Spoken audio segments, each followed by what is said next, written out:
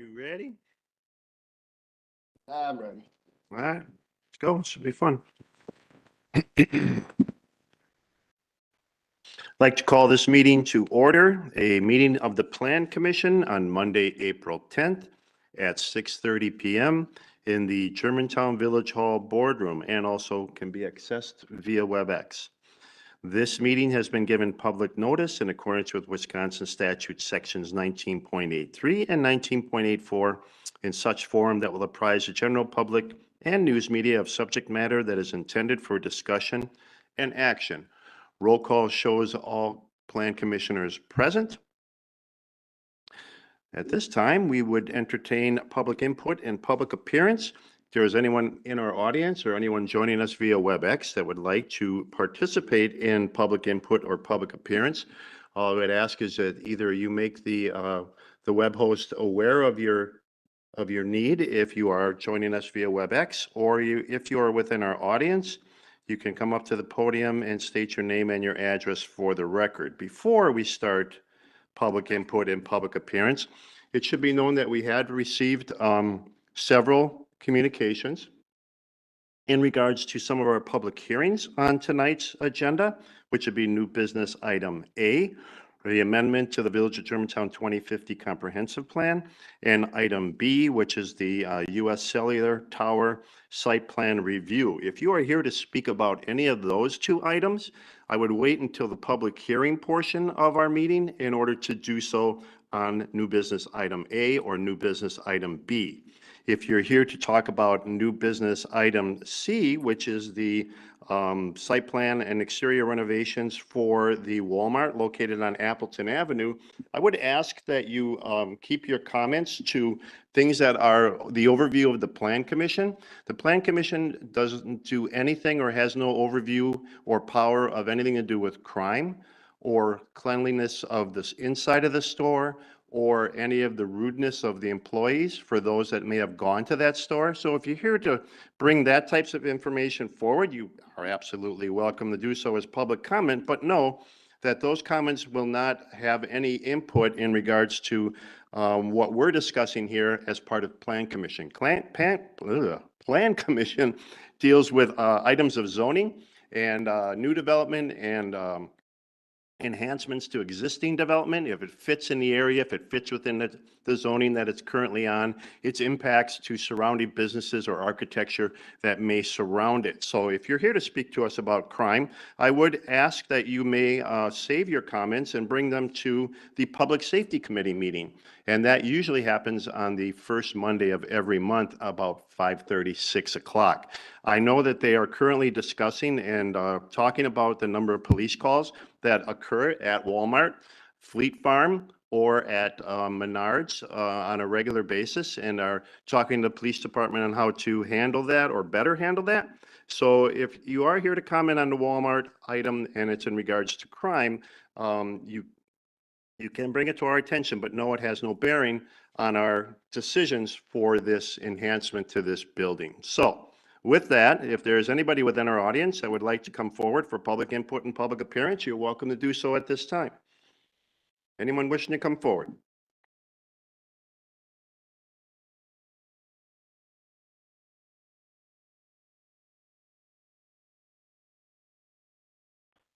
Tap on it. No shock. There you go. Right. I usually get shocked. Yes. I think you do it on purpose. No, I'm joking. Melanie Smythe, N140W17938 Cedar Lane. I'll save my remarks on the comprehensive plan and the tower for the hearings. But actually, I disagree with you since since adding square footage is a land use issue and a zoning issue. It does actually relate to what the Plan Commission is doing because you're actually contemplating about allowing additional square footage, which means almost 4,000 square feet of more stuff that could potentially get stolen and removed from that property. So that's my only remark. Okay, thank you for coming forward. Is there anyone else that wishes to come forward at this time for public input or public appearance?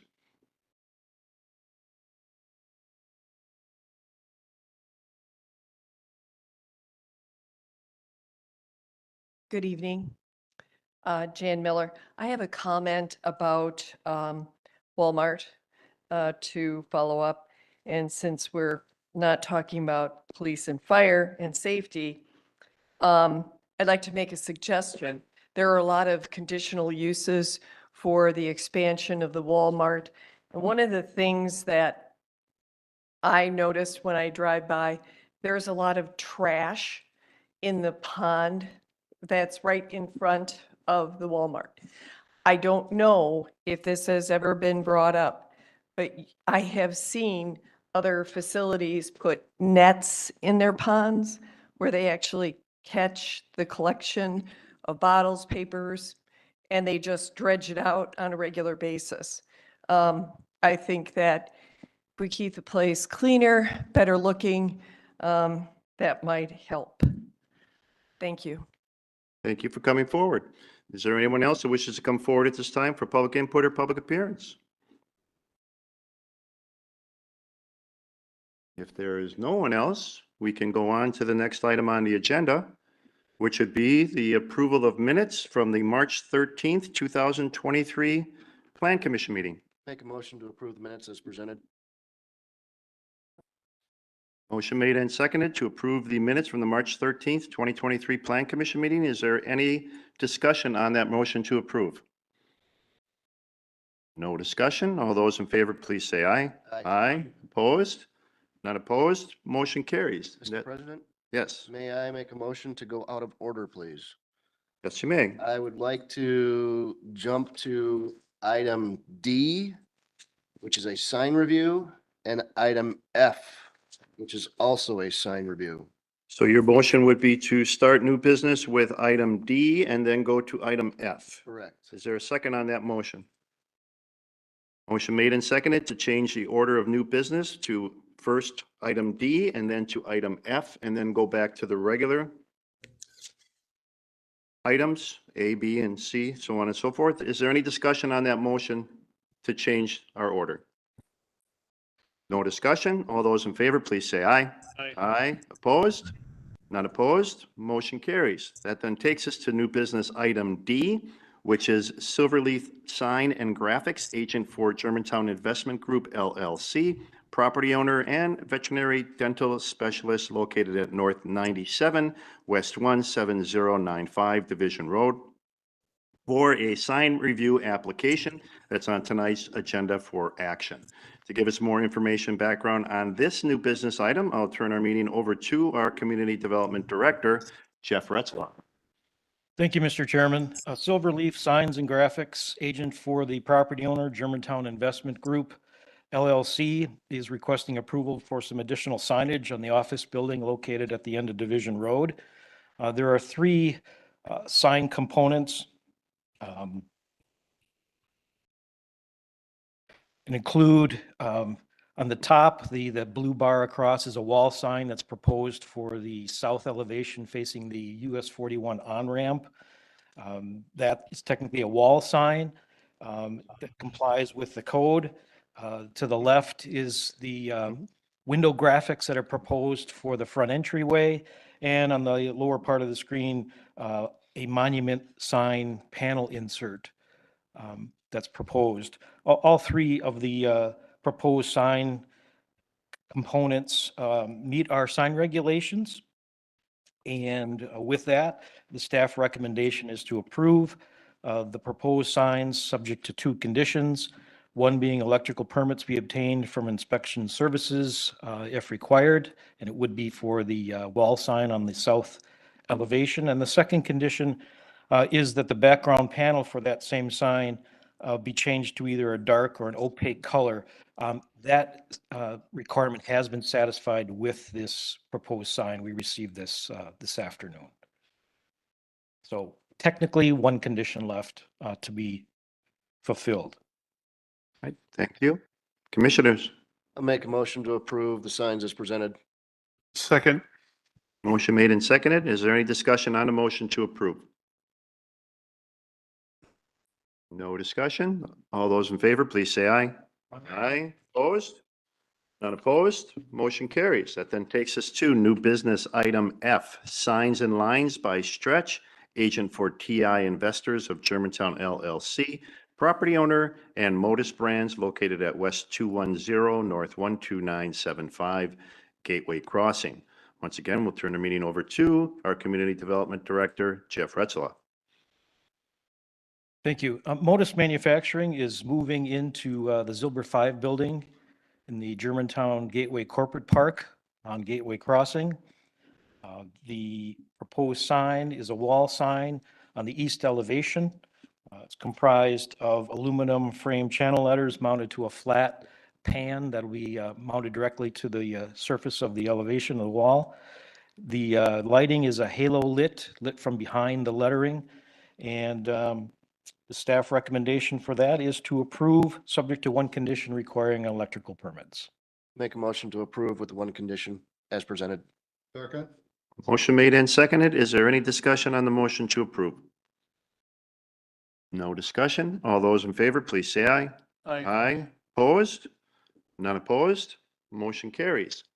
That now takes us then to new business item A, starting with amendment to the Village of Germantown 2050 Comprehensive Plan to incorporate the 2022 intergovernmental agreement for the provision of municipal wastewater and water utility service between the Village of Richfield and the Village of Germantown. That is on tonight's agenda for public hearing and action.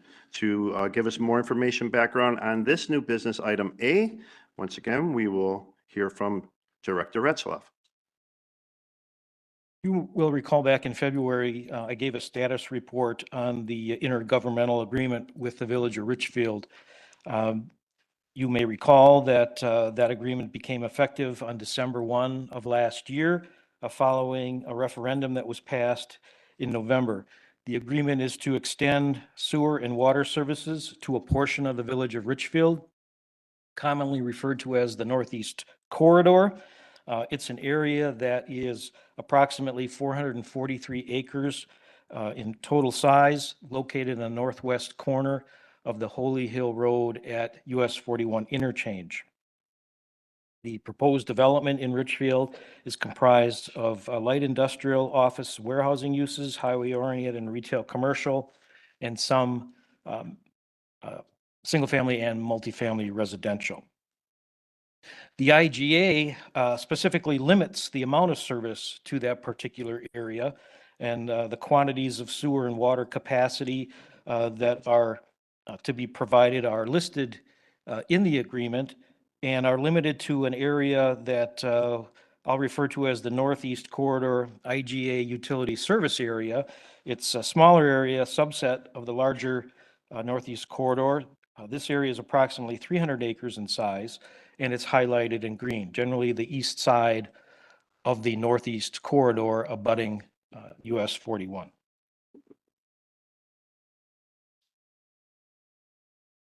We also discussed how the IGA identifies some general routes to get the utilities to Richfield through Germantown.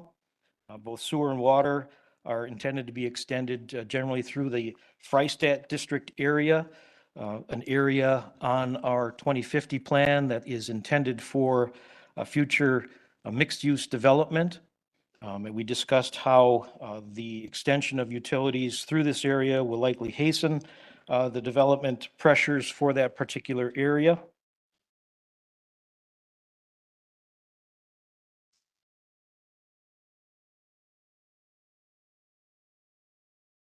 And so in addition to negotiating with property owners and finalizing the route through the Freistadt district, staff has made application to SewerPAC, MMSD, and the Wisconsin DNR to officially expand the Germantown Sanitary Sewer Service Area. That amendment is intended to go before the SewerPAC board in June of this year. As part of our application, SewerPAC advised that the village limit the area to be expanded for the sewer service area for Richfield to the smallest area that's necessary to serve that particular area and the land in between through the Freistadt district where the utilities, the route would be extended. The area must be contiguous to an existing sanitary sewer service area boundary It must contain all the properties to be served and those through which the utility lines will be installed. And there can't be any unserved properties, gaps, enclaves, or donut holes, if you will, in the area to be expanded. And so on the screen, you'll see the proposed sewer service area boundary for the implementation of the Richfield IGA. The green area is the area in the village of Richfield, and the yellow area in the village of Germantown. In addition to those particular criteria with regard to the sewer service area, Sewer PAC directed both the villages to amend their 2050, their respective comprehensive plans, in our case, our 2050 plan, to specifically identify or reflect the proposed sewer service area amendment and the intergovernmental agreement. And so that's the purpose for the amendment tonight that we'll be discussing tonight, and that is to amend our 2050 plan, a variety of sections that I've identified in the staff report, with some text and some maps that are intended to reflect those areas to be expanded in the sewer service area for the village of Germantown. Now, Sewer PAC indicated to the village to not only include the Richfield area subject to the IGA, but any other areas that they intend to expand the sewer service area boundary in the near term. And so staff, in working with Sewer PAC, has identified some additional area in the village that we are proposing to add to the sewer service area boundary in the village of Germantown, in addition to that area, the yellow and green area that I just showed you, that are needed to form the basis for the Richfield IGA and utility extension. Those areas are highlighted in yellow on the screen and include a portion of the Freistadt district west of 41, a portion of the Holy Hill Gateway district that is shown on our 2050 plan, the Holy Hill Gateway district, portion of the Isabel Farms neighborhood that is intended to be served and can be served by sewer service as identified in our potential sewer service area in the 2050 plan, a portion of the Lovers Lane neighborhood at the existing DPW facility, a potential future police department site, the Country Air neighborhood and Friedenfeld Park, and also a portion of the Lannon-Mequon Road corridor near the intersection of Appleton Avenue, the remaining portion of that corridor that's not currently served by sewer and water.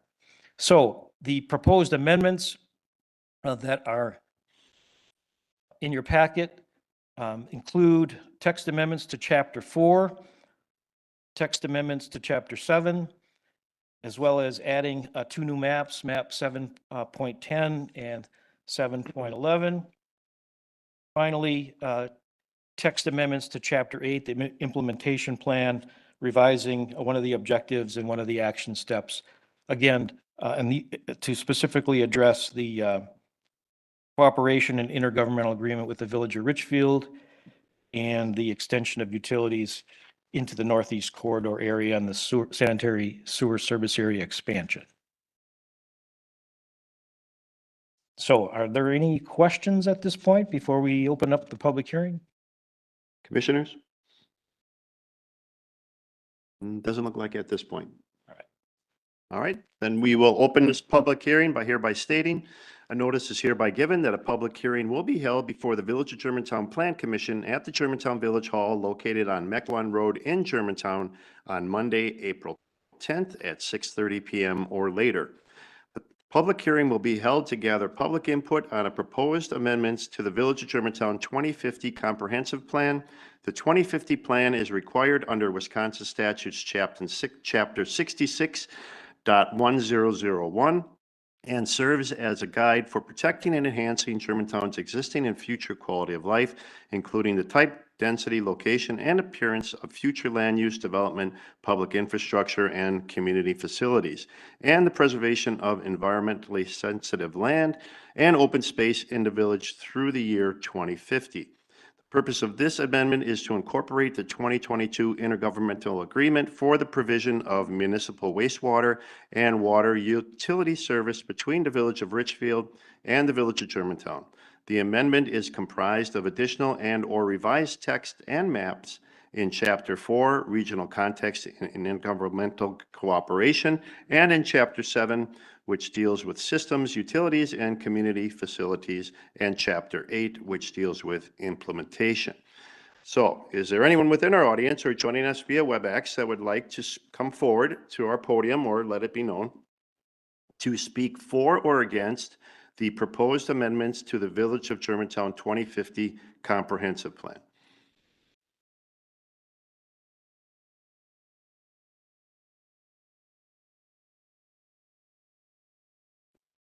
Melanie Smythe, N140W17938 Cedar Lane. Would you go back to the map 7.11, please? That one. I don't recall that being a square when we voted on the referendum. I recall map 710 being the area that we were talking about as the area for the IGA. So I think that map is wrong, and I think it probably should be changed before it gets incorporated into the IGA. It's bigger, and we did not vote on that. I believe we did. I can address that. The map 7.11 is intended to show the village's planning area for the MMSD, the Milwaukee Metropolitan Sewerage District. And their requirement is that any amendment to a planning area include the nearest full quarter section. And in this case, that's the map that they are recommending that we adopt. This doesn't, this is just the planning area for MMSD. It's not the sewer service area boundary map. As you can see on the graphic, the entire village in this case is shown in the planning area, and that's what they determined to be the planning area many, many years ago. And they're asking us to amend that to include the nearest full section of the village of Richfield in this case. Okay, could you then put a note on this map that explains that? Because otherwise it looks like we could be expanding into the full square later in the future, and that was not part of the deal, and that was certainly not explained that way in any of the FAQs or the information that was released to the public. Can you go back to the other map that was up there, Jeff?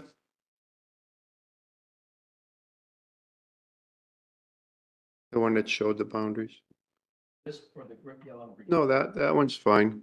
So You see what I'm saying? I think those are the sanitary sewer and water boundaries. If you can see, it doesn't really go west of 175.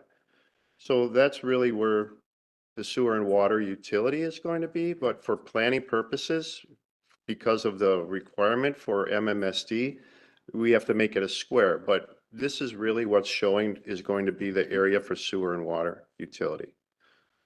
Okay, as long as that's clear, because it's not when you look at the other map by Well, itself. it You know- says planning and this says sewer service area, so Yeah, but we're not planning to go beyond the subcontinental well, divide. we're not really not planning to fill the four corners of Germantown with sewer and water service either, at least in my lifetime, I think, but No, but it would make more sense if we did at some point pursue that rather than into the neighboring village.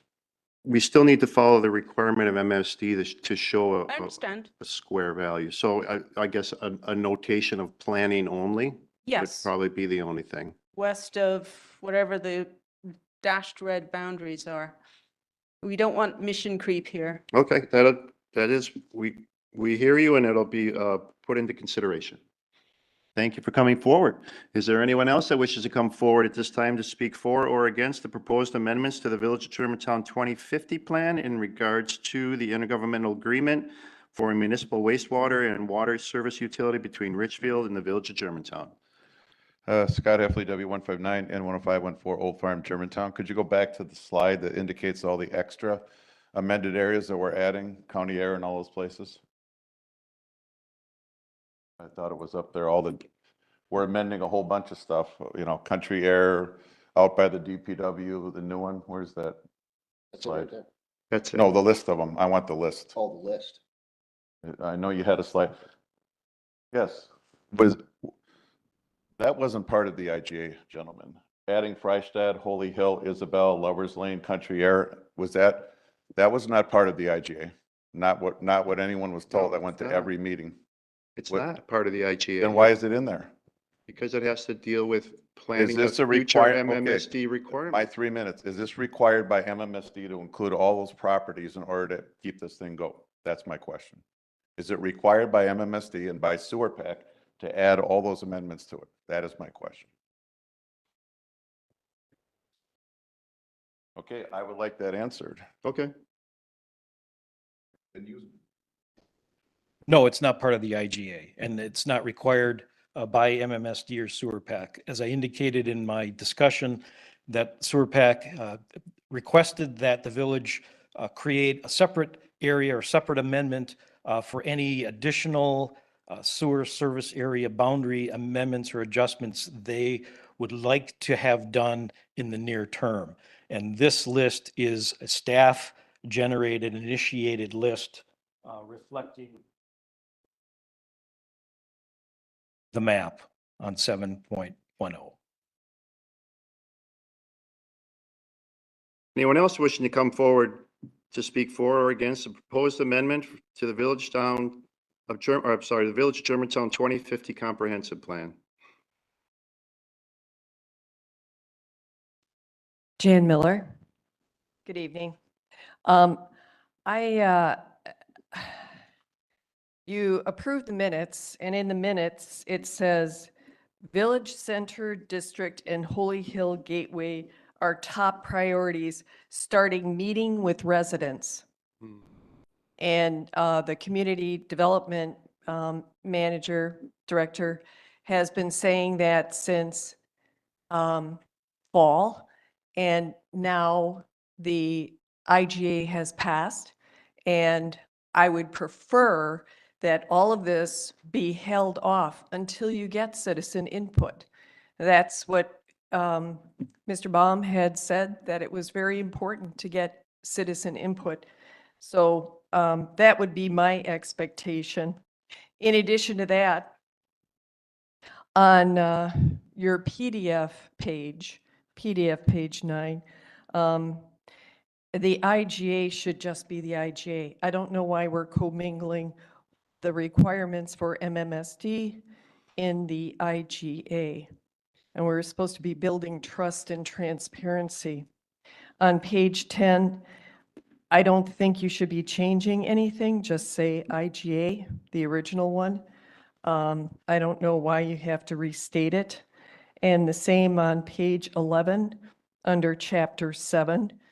If you just say IGA, there should be a denotation that actually says IGA equals. And on page 12, the last paragraph, you're submitting separate SSSA amendments in the future, and it's supposed to be on these maps that a couple of them are up here, 10 and 11, I believe. And I think that we are not ready to look at that. If it's required, it should be in a separate document. There's been no public meetings for Freistadt or the Village Center. And then also on page 13, this to me is, as I said, subject to getting some public input. The Freistadt. So I would recommend that you put this on a separate special meeting. These extra areas, if they're required by the MMSD, why are they in the 2050 plan? Isn't it a separate document? If you're making an application to them now, why isn't it just a separate document? I think it needs to be reviewed at a separate meeting. This is 2050 plans too important without getting input from citizens. Thank you. Thank you for coming forward. Is there anyone else that wishes to come forward at this time to speak for or against the proposed amendment to the Village of Germantown 2050 plan? Anyone else wishing to come forward to speak for or against the amendment, the proposed amendment to the Germantown 2050 comprehensive plan? There's no one else. This public hearing is now closed, which then would put us to the action part of new business item A. Commissioners.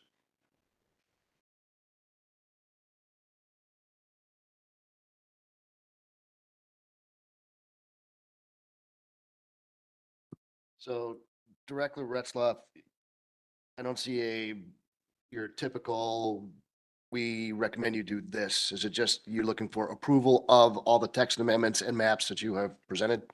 Is that what you're looking for? Yes, it's a staff initiated set of amendments. Okay. So yes, All right, I will My make a motion recommendation- that we adopt the text amendments and the maps as presented this evening. Second. Motion made and seconded. Discussion. Mr. Williams. Just a quick question. I was just wanted to confirm that, because I was having a tough time reading the map. In the language in here, it indicates that the area above, to the north of the railroad, it was the intention that that was not going to be included in the SSSA adjustment or change, and that was only being included because of the sewer pack requirement that, because it abutted the current SSSA area, it had to be included in there. I'm just trying to see from here, from the map, that little area above the railroad in your new maps has been removed. Is that correct? in part. As you pointed out, one of the criteria of sewer PEC is to not leave any holes in the donut, unserved areas. They're also requiring us to make it clear that it's our intention to not develop environmentally sensitive areas that would include that particular area north of the railroad, which is that large tract of land owned by MMSD. We have language in the plan that speaks to that already, but for some reason they wanted us to specifically say with regard to this boundary amendment that we have no intention of developing those environmentally sensitive areas. So that's why that wording is in there. Will it require an amendment at some point in the future to remove that area then? No, it's an area that will be within the boundary. It just won't be served or developed, served with its sanitary sewer. Further discussion? Mr. Leshevsky. I completely missed it, but these amendments to the SSSA, that's something that Sewer PAC is requiring us to do. It's something we want to do. Both. In order to implement the intergovernmental agreement with Richfield, we need to officially expand our sanitary sewer service area to include that area. And in discussing with Sewer PAC and MMSD and the DNR, all of their various requirements, they're telling us, on one hand, we need to expand our planning area. So we drew a map that reflected just the area we wanted to serve. And they said, no. For planning areas, we want you to follow the nearest quarter section boundaries. No, wiggly lines or property lines and that sort of thing. Okay, fine. So we'll do that. Of course, that creates an issue, right? Because it shows area that's not intended to be served in any way, but that's what they want. So we're putting together the maps they want. And that's where we're at. Doesn't mean there will be development there. It's just for possible planning within a 2050 plan. I mean, is it possible that there'd be sewer and water there? Possibly. Is it guaranteed? No. I mean, first of all, in order for the sewer service area to be expanded beyond what's shown in green in the Richfield area, the IGA would have to be amended. That's the first step. And then all of these other steps that we're currently in the midst of right now, just to amend to get this partial area of their northeast corridor that's highlighted in green on the map. So in essence, there isn't a choice. If we want to get the green there, we got to add these other sewer areas. We have to add the yellow area in Germantown and the green area for Richfield. Now, in the course of discussing this with them, they're reminding us that they have a process that involves committee meetings, full sewer pack board meetings that are only meet quarterly. And so they have advised us if, hey, if there's any other amendments that you see down the road here that you feel are necessary, we won't include them in with your near-term amendment that reflects the IGA requirements, but we will process a separate amendment if you request it. And so we, staff, in working with Sewer Pack, have identified these additional areas that staff feels the sewer service area should be expanded in the near term to serve. And that would include, the blue is the existing SSA, the yellow is the proposed outermost boundary of the SSA that includes Richfield area for the IGA that's highlighted in the red dash box, and then other areas in Germantown that the village staff is proposing to be included in an SSA boundary amendment. So the amendments would be presented in two steps. The IGA based amendment for the sewer service area boundary that would serve the green and yellow areas. That's intended to go to Sewer Pack at their June cycle of meetings. And the additional, they're calling it the full amendment that the village is looking at, would be going to them no sooner than the fall, maybe even into next year, depending upon timing and that sort of thing.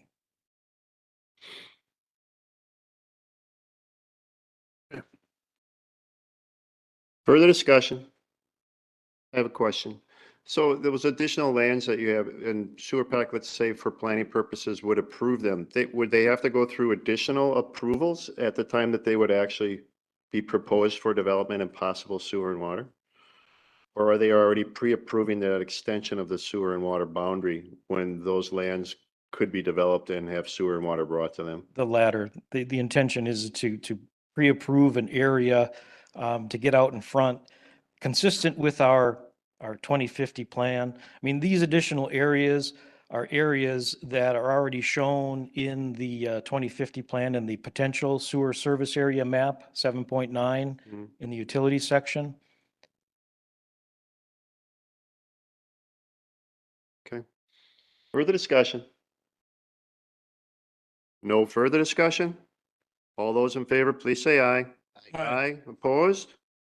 None opposed? Motion carries. Next item under new business is item B, Michael Duran for U.S. Cellular, agent for Faith Lutheran Church, which is the property owner located at West 172 North 11183 Division Road. A conditional use permit and site plan review for a 190-foot monopole tower and wireless telecommunication facility. That's on tonight's agenda for public hearing and action. Give us more background information on this new business item. We'll turn the meeting over again to Community Development Director Jeff Retzloff.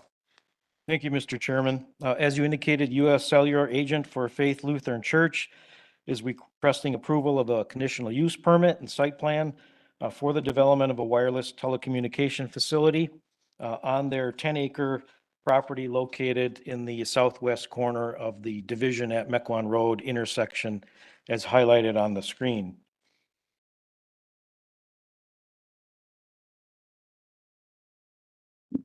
Here's another image showing the proposed site relative to surrounding land uses. You may recall the last conversation on towers we had was probably back in 2019. Back in July of 2013, Wisconsin Act 20 was approved and included Wisconsin statute 66.0404 that effectively preempts local regulation of wireless communication facilities. 660404 preempts the village's section 17.56 of our zoning code to the extent that the regulations under 17.56 are inconsistent with the provisions in 660404. US Cellular, their proposal does meet the definition of a mobile service, and as such is entitled to review and approval under the provisions of 660404. The proposal includes a 190-foot tall monopole. There's an additional 4-foot lightning rod on the top. There's no light that's proposed, nor is there one required per the FFA assessment of the proposed tower. The proposed tower has a height of tower fall zone as indicated in the application, which is taken to mean 190 feet from the bottom to the top. The proposed tower has space for the co-location of 3 additional services. The monopole itself will be a metal finish with a gray color. The base of the monopole will be an equipment compound, a 75 by 75 square lease area with the church. Within that, a 40 by 40 foot fenced equipment compound.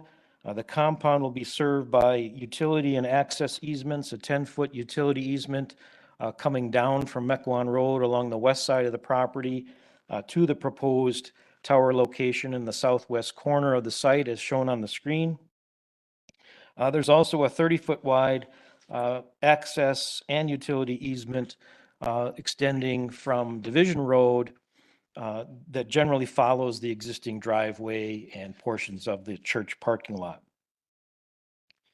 The 40 by 40 foot equipment compound includes a gravel base overall and concrete pads for the proposed equipment. There's not a building proposed per se, but an equipment cabinet that will have components extending as high as 12 feet above ground.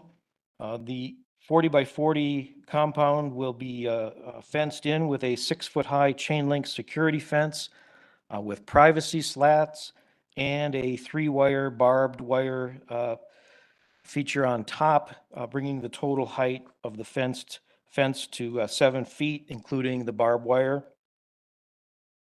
The graphic on the screen shows the general characteristics of the site plan, the proposed location, an image, a rendering of a tower similar to the one that is, or photograph of the tower that's similar to the one that will be installed, and on the far right of the graphic, a rendering that shows the potential with up to four total service providers. The site location, again, the southwest corner of the property. From the base of the tower, the setback to the west property line is 95 feet. To the south property line is 195 feet. To Mequon Road, it's 595 feet. And to Division Road, 505 feet. Again, as indicated in the application materials, the tower has a fall zone that's 190 feet, or the height of the tower.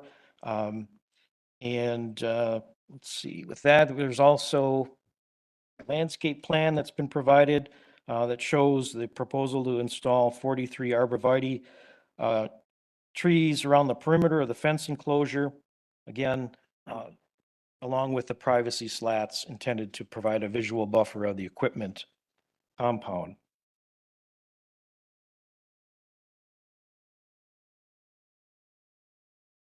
As part of the application, the applicant is required to provide some information, including some statements. I'll just read through those real quickly. To paraphrase, the applicant's statements indicate that the facility is will be designed, constructed, and operated to meet all government and industry safety guidelines and FCC and FAA rules and regulations. The facility will not interfere with any radio devices, TVs, household products or equipment, or other cellular services. The applicant is licensed and regulated by the FCC. The facility will comply with all rules and guidelines regarding human exposure to RF emissions. The tower and the facility are needed to meet current and future wireless data and voice service needs in the area, and that the location and height meet US Cellular's current and future capacity objectives for the area. The applicant goes on to provide statements indicating that the proposed site location is in an area not served by other sites and not able to be effectively keep up with the increasing demand for wireless services. The minimum required height of 185 feet, that's the point at which the antenna package for US Cellular is proposed to be mounted, will help signal propagate over the trees, terrain, and help in-building coverage. And to that extent, they provided some before and after coverage maps for the particular area. The change in color represents a change in the level of service. The maps are provided. There's no specific analysis that is referenced or any information that indicates to what extent or degree or level or amount that the enhanced or increased service actually will be with the proposed facility. It's just generally assumed that by virtue of installing the tower and the facility in this particular location, that the coverage in the area improves, the yellow areas improve in-building, show an improvement to in-building coverage. With that said, staff comments. As indicated, 660404 of the Wisconsin statutes limits the village from regulating or requiring specific items. And most issues that are typically or have been concerns to us in the past when we've reviewed other previous wireless communication facility proposals, including aesthetics, community location, specific location within the village, within the zoning district. We really don't have the ability to regulate that. The height of the tower, co-location requirements, we can't specifically require them to co-locate on a particular tower that we feel is appropriate or would be appropriate, but they are required to do an analysis of existing facilities within a search area to determine if they could co-locate on an existing tower or other structure. We can't impose specific fall zones or setbacks that are different than what we might impose on other similar structures unless the applicant provides a specific certification by an engineer that indicates the design of the tower is such that will collapse within an area smaller and around the base of the tower than what we might ordinarily require as far as a fall zone setback. With regard to the issue of setbacks, there is no prescription for setbacks in our own wireless communication regulations under 1756. That section of the code states that setbacks are to be determined by the village board through review of a proposal and presumably based on consideration of all the characteristics of what's proposed in the surrounding area.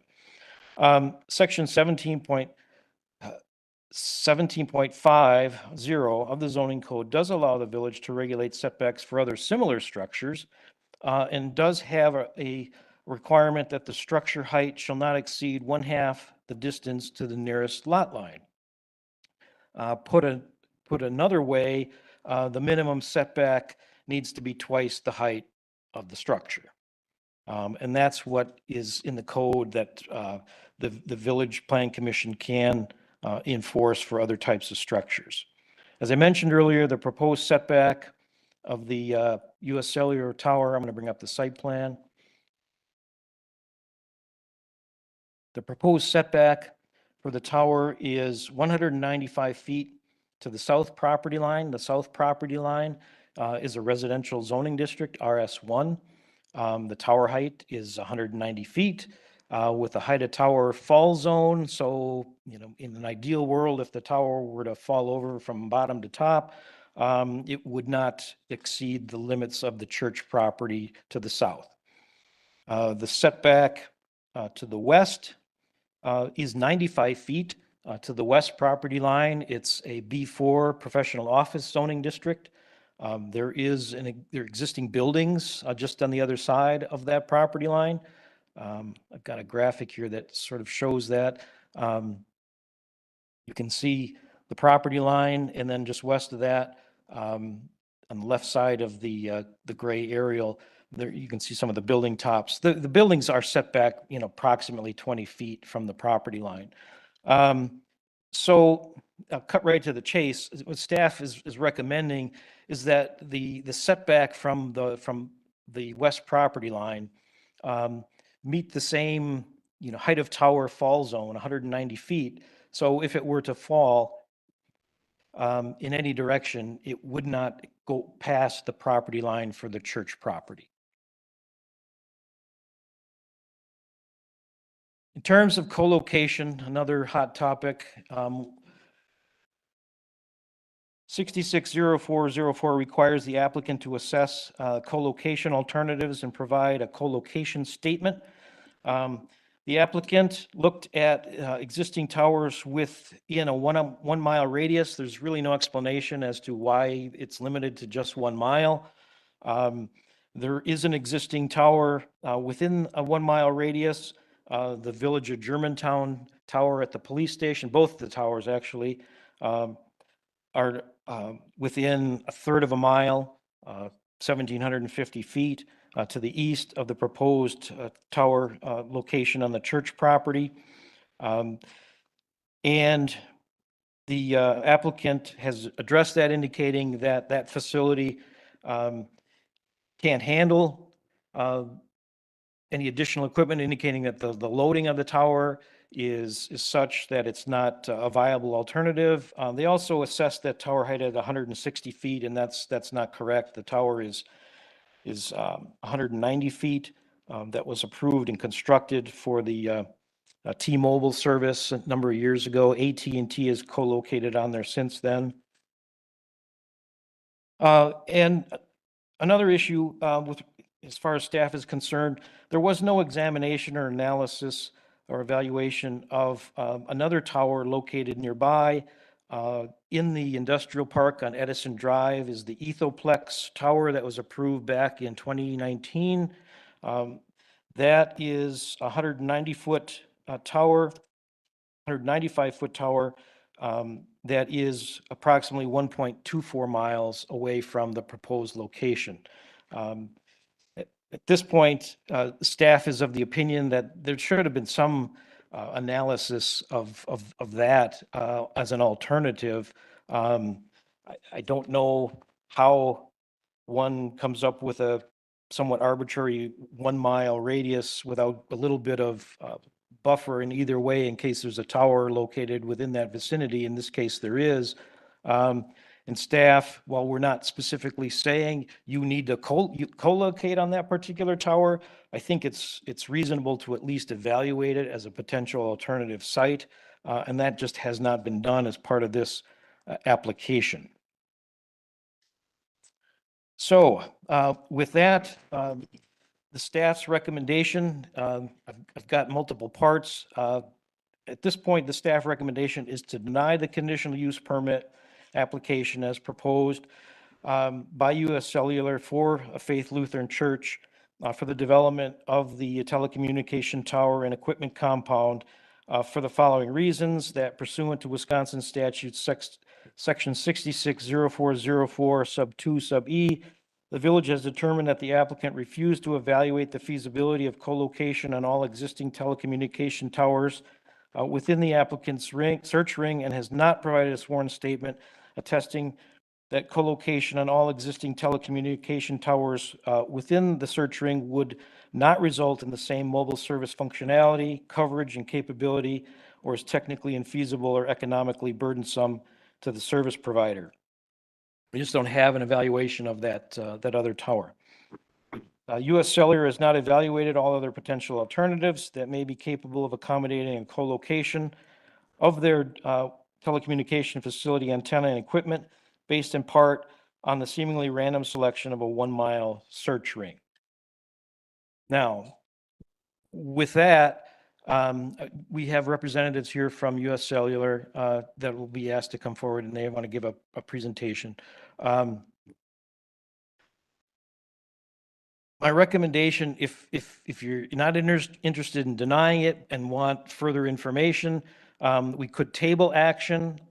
However, that requires mutual agreement in writing with the applicant to extend the 90-day review period. We're limited to a period of 90 days from the time that they submit the application. It's deemed complete. And in this case, that 90-day period started in February 15th, and expires on May 16th.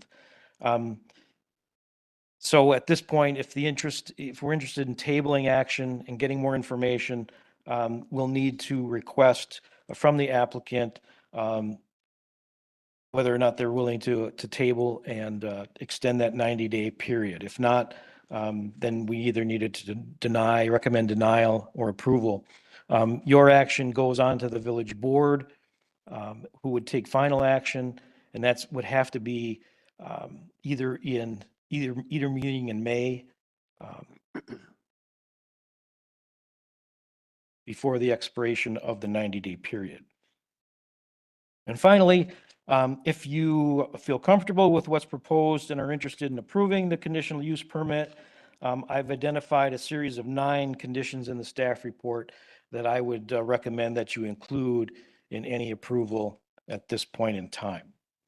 So with that, I'd like Mike Doran to come forward representing US Cellular. Mike, I do have those 3 slides that you provided. Leave those up.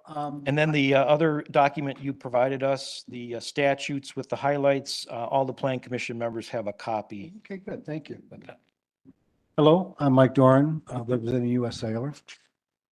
And if I may, with your permission, hand out the original search ring for the site. It was my error when I listed it as a mile. Mile search rings are typically rural areas, farm, when you get out there in the city, they become a lot smaller. A half mile is typically what an RF engineer will issue for us to look at. So, and that I might add that the tower on this parcel is outside of the half mile. I did my math right. So I'd like, with your permission, to hand these out. Sure.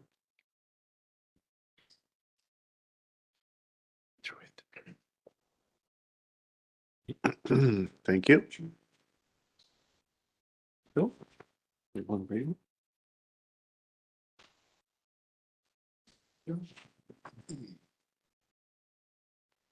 This will be revised search. Thank you.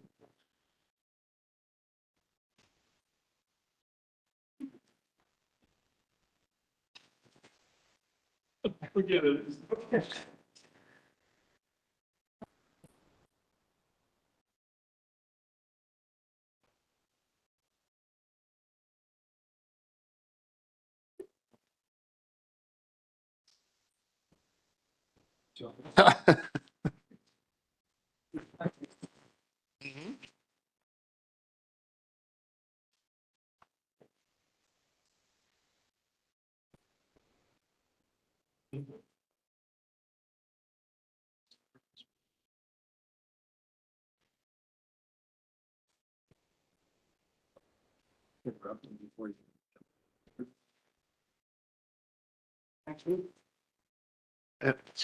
So if Lori, I don't know if you're handling, could you put the slide back to the Yeah. the propagation maps? To point out just a couple things. Yes. It's in the subdivision. So it is why we are where we are. And I'm given a ring and I have to look around, but I also have to know where where else is Wait, USA? Wait, You need to take a microphone. There's a handheld This one one? there. Yep. Testing. Yeah, you might have to flip the switch. this is. Should be up here.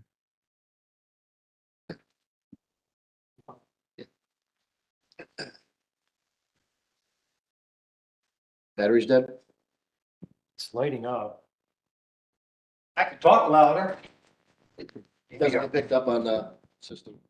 Works. You gotta kind of talk right into it. Testing, woo. Okay, sorry about that. So what I was saying is when I go into the search ring, I also have to know where we're located. And US Cellular is here, here, here, and here. So we are, we're trying to be center. So all these towers will communicate with one another. So that's number one, why we are where we are in this general area. And it is a half-mile ring. And when I drove the area, I did obviously recognize the tower on this parcel. And could we go back to that photo that was up? Jeff, I'm sorry. Yeah, the photo of the tower. And from a distance, it did look a little smaller than, the one where the picture I sent with the Omnis. 2 towers. That one. So if you look at that tower, if it's 190 feet, I take you at your word at that. But when you look at the Omni antennas, we look at that too, and they're right in the way of a RAD center, quite a few RAD centers. And I'm going to point that out. Where to go? We're going to be down. Boy. We have to avoid those Omni antennas because they send off their own frequencies, which would collide with ours. Now that if you notice, the other 2 carriers are above them, so they're not really getting interfered with. And so that's kind of when I looked at that tower, I thought, well, that's not going to work. As far as the structural integrity of it, that would take a structural analysis, but my thinking is that once we put our loading on there, we would have to possibly invest some money in it to make it worthy, structurally integrity. I think what else? Now I'd like to pass off to Sean Hempstead that he will address the staff report. Hello, my name is Sean Hempstead, 3311 109th Street, Urbandale, Iowa. Thank you for allowing us to present tonight. Want to go over a couple of items. First comment is a very thorough staff report. Kudos to the planner that put this together. Want to address some of the issues he brought up one by one. First one is, location. He kind of agrees that the location is compatible. Towers are allowed on institutional property with the CUP. One thing he didn't mention that was in the staff report was a 2,000-foot tower separation, but that is prohibited by the municipality in the state statute. Second is height. The 150-foot height limitation, again, as stated by staff, is in conflict with the state statute. And obviously there's another tower nearby that's the exact same height. So we feel that it's compatible. The third item is setbacks. This is a big thing. This was brought up repeatedly by staff as a concern, and I totally understand it. Setbacks are something that is addressed nationwide. We have to address it everywhere. The Village of Germantown's wireless communication facilities ordinance states that all wireless communication facilities regulated by this section shall meet the required setbacks as determined by the village board and made a condition of the approved site plan, CR Ordinance 5-02. The problem with that is the state statute says that it has to be stated as either a percentage of the tower or tower height. It can't be something that can be changed by applicant. So if it's not listed in your ordinance, it would constantly be challenged. If it's listed in the ordinance, we know what rules we have to play by. When we're out searching for a site, it is like sometimes like finding a needle in a haystack. We spent months looking for candidates to find one that, first of all, we could put a tower on, because obviously residential, it's not allowed. Two, a landowner that's willing. That's sometimes even hard. And three, that meets the requirements within the zoning code. So if we don't know what the zoning code is, if it's not clearly stated, we don't know. We have to make some assumptions, and we fall back on the state statute at that point. As I stated, the Wisconsin State Statute 4E, subsection D, a setback requirement must be based on the height of the proposed mobile service support structure, and then the setback requirement may not be a distance that is greater than the height of the tower, meaning you cannot limit it to further than 1 times the height, but that must be listed in your ordinance if that is what you choose to do. If that's what you want to list in your ordinance, then all carriers, ourselves included, would have had to abide by that. But unfortunately, it's not. So we had to fall back on the state statute and typical setbacks for the jurisdiction or the zoning designation. Two, since the village of Germantown does not have a specific wireless communications facility setback, as I stated, we fell back on the Wisconsin state statute. Perfect. You're right there. In the statute, it says that it's 4EB again. A setback requirement may apply only to, I apologize, I'm going to, mobile service support structures that is constructed on or adjacent to a parcel of land that is subject to zoning ordinance that permits single-family residential use on their parcel. A setback requirement does not need to apply to an existing or new utility pole, wireless structure, right-of-way, etc., that supports a small wireless if the pole or facility meets the height limitations. The setback to the west property line, or I'm sorry, to the south property line is 195 feet. In the recommendations of the state statute, it does say tower height to any parcel line of a residentially zoned property. We meet that. And we did that on purpose. We made sure that we were 1 tower height away from a residentially zoned property because that's directly addressed in the ordinance. The setback to the west line abutting the B4 professional office district is 95 feet. Because there is no setback in your ordinance that is clear and concise and able for us to figure out what it is, we had to fall then again on what is the institutional setback requirements. And from what we can tell, the rear yard setback is 25 feet. We're at 95 feet, so we exceed that.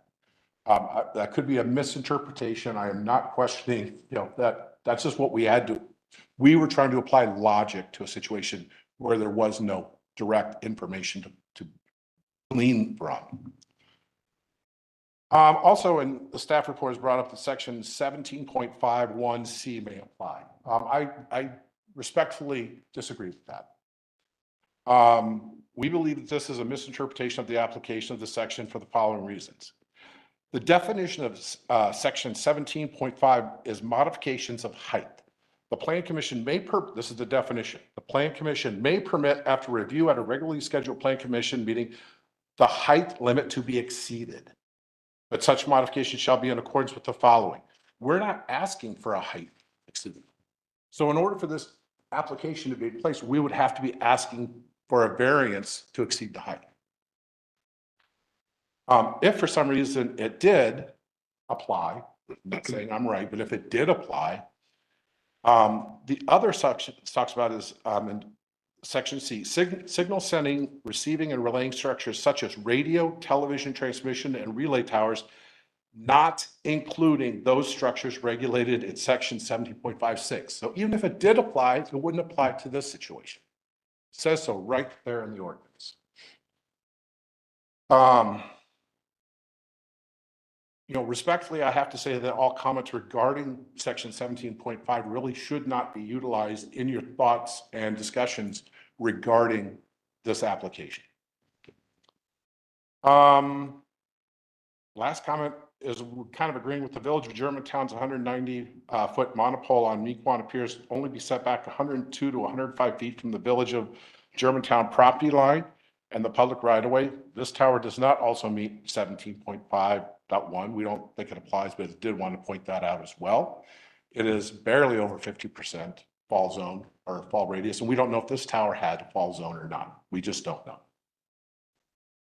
Aesthetics, staff kind of addressed most of those issues. A lot of them are, again, because of the Wisconsin state statute, they are not items that can be brought forward.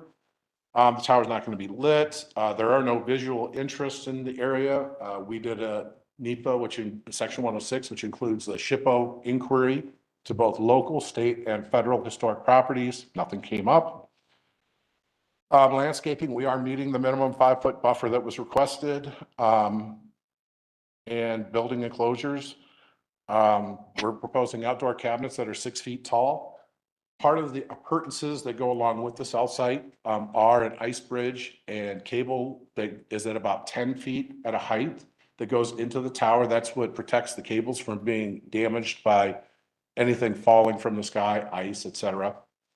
The only thing that will be at 12 feet is a small GPS antenna cone that will be mounted to one of the pipes that hold up the ice bridge.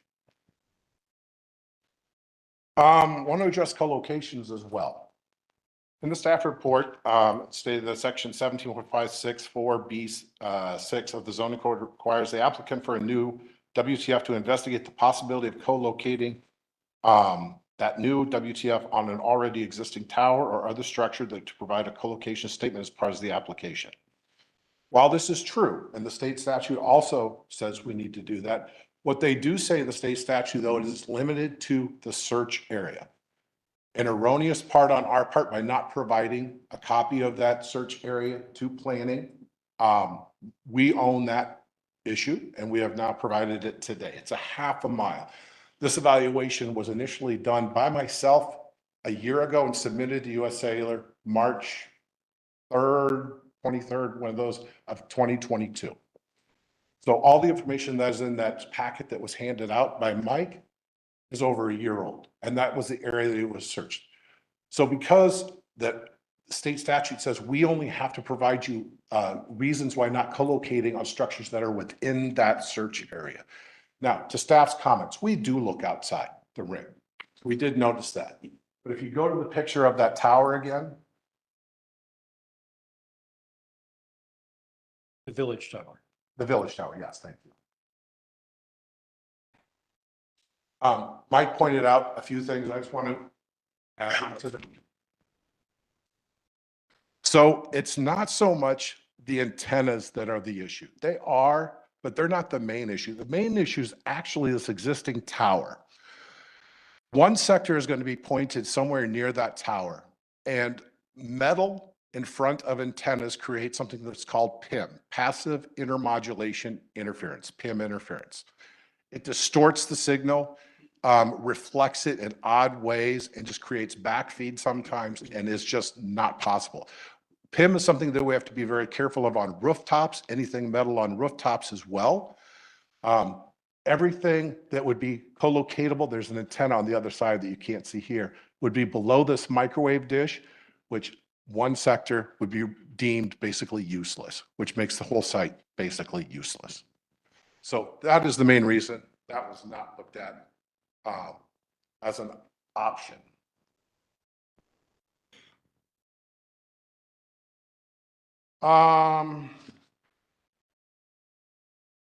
The other tower that was brought up that was 1.27 miles away. It would be great if that tower would also work, but that tower is 1.27 miles away. It's in an area that's already served by US Cellular. It's an area that has what they consider their business decision that it is an acceptable level of service, where they feel that they have a need for service and capacity is in the area of the search ring. Trying to force us to go up and evaluate that is like if you wanted to put a new fire station somewhere because your town is growing, the needs are increasing, right? And you have a fire station that's on a pretty good sized chunk of land, but it is maybe 3 miles away from the area where you really need another fire station. So you want to build another fire station. They say, no, you got plenty of land back here. Just put it over here. Just grow this one. But that doesn't fit the needs of what you would need to do to protect the citizens. It's the same concept. putting it into a business world, it would be like, there's a McDonald's. The McDonald's is over here. They want to add another McDonald's. They're not going to put it right next to the existing one. And if you go here, apologies, I have to grab that. That is, I'm sorry, the tower would be more right in this general area. There's already sites that serve that area. It would not be worth putting up. It would not be worth the money spent. They would gain nothing.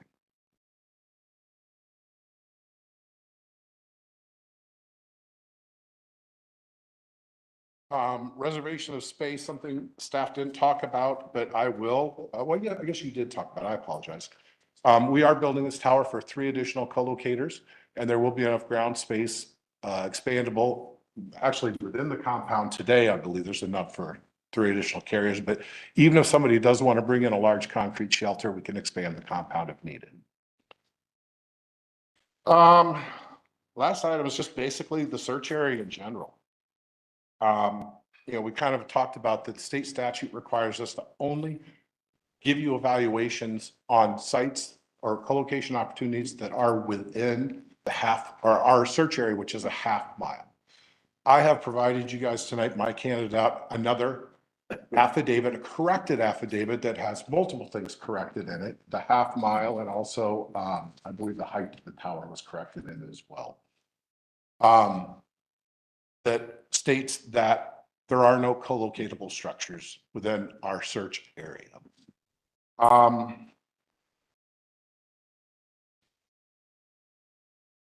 Lost my train of thought. Apologize. I did want to talk real quick about search areas. So the mile search area seemed to be kind of a concern for staff.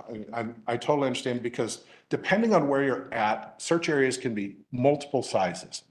Mike and I work sites all over, basically all over the country, from California, Oregon, Washington, all the way out to Virginia, North Carolina. And there are times, depending on the busyness of the sites and how many sites are in the area, our search ring could be 2 blocks by 2 blocks. I mean, that might be how small it is that they need at that pinpoint. Or as Mike stated earlier, in a rural area, we might have the flexibility of a 1 mile search ring. That doesn't mean every area within that 1 mile works, but that's the area they want us to look, take back candidates. We run it past the RF engineer. They run it to see if it works. If it doesn't, we continue on looking for different candidates. But my point to that is, the search ring isn't arbitrary. It is given to us by an RF engineer who has looked at the existing sites, looked at the existing coverage, looking at data capacity, things that are way above my head. I call it voodoo, that an RF engineer works with on a daily basis that we don't. We work on land acquisition, zoning, and I work on building it as well, building and constructing. Recommendations. Again, respectfully, I have to disagree with many of the recommendations that was put forth by staff. As stated before, there are no co-locatable structures within the half mile search area. We have provided the corrected co-location affidavit signed by myself, attesting to this, and every location the city has brought up, the Village of Germantown's Monopole and the Ethoplex Internet, are both located outside the half mile ring. Denial for the conditional use permit by the village on the ground suggested is number one, or in this by staff, would be in direct conflict with Wisconsin State Statute 660404 2B6. If an application is to construct a new mobile service support structure, an explanation as to why the applicant chose the proposed location and why the applicant did not choose co-location, including a sworn statement from an individual who has responsibility over the placement of the mobile service support structure, attesting that co-location within the applicant's search ring would not result in the same mobile service functionality, coverage, and capacity, is technically infeasible, or is economically burdensome to the mobile service provider. We have provided that.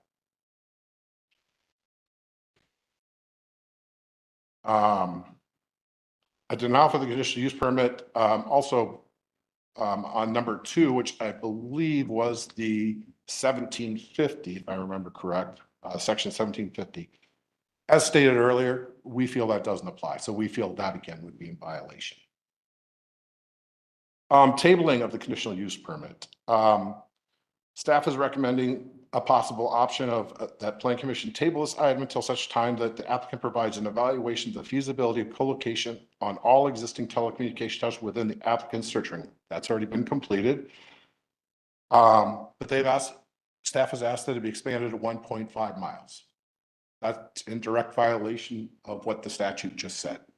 It said within our search ring. It didn't say, oh, and you get to stretch another mile on top of it. We have to do that. Again, these rules are there in place for a reason. It is hard enough to find a location. We need to know the rules that we're playing with. And we want all carriers, ourselves, US Cellular, AT&T, Verizon, T-Mobile, Dish Network, all to have the same rules so that everybody is treated fairly. So we again feel that that is not an option for the board in our opinion, our humble opinion. Third option that staff had talked about is approve the conditional use permit with conditions. US Cellular believes that this approval of the CUP with most of the conditions is the right decision for the Plan Commission. The only issue that we have is condition number 7. Proposed location of the tower and equipment enclosure around the tower shall be relocated as necessary to meet a minimum setback distance of 190 feet from the base of the tower to all property lines. A revised site plan set showing the revised tower and enclosure location and dimension setback shall be provided to the Community Development Department prior to issuance of any permit. We cannot accept this condition. It violates, again, Wisconsin state statute because you did not have a specific setback that was viable, that we knew what it was and could live with, or that we could gauge and set this up. Our federally required due diligence is already complete. We would have to start all over again, basically from scratch. From the lease would have to be amended. The NEPA section 106, FAA, FCC filings, all would have to be redone for something that, because a clear setback was not put in the ordinance, we don't feel that is acceptable.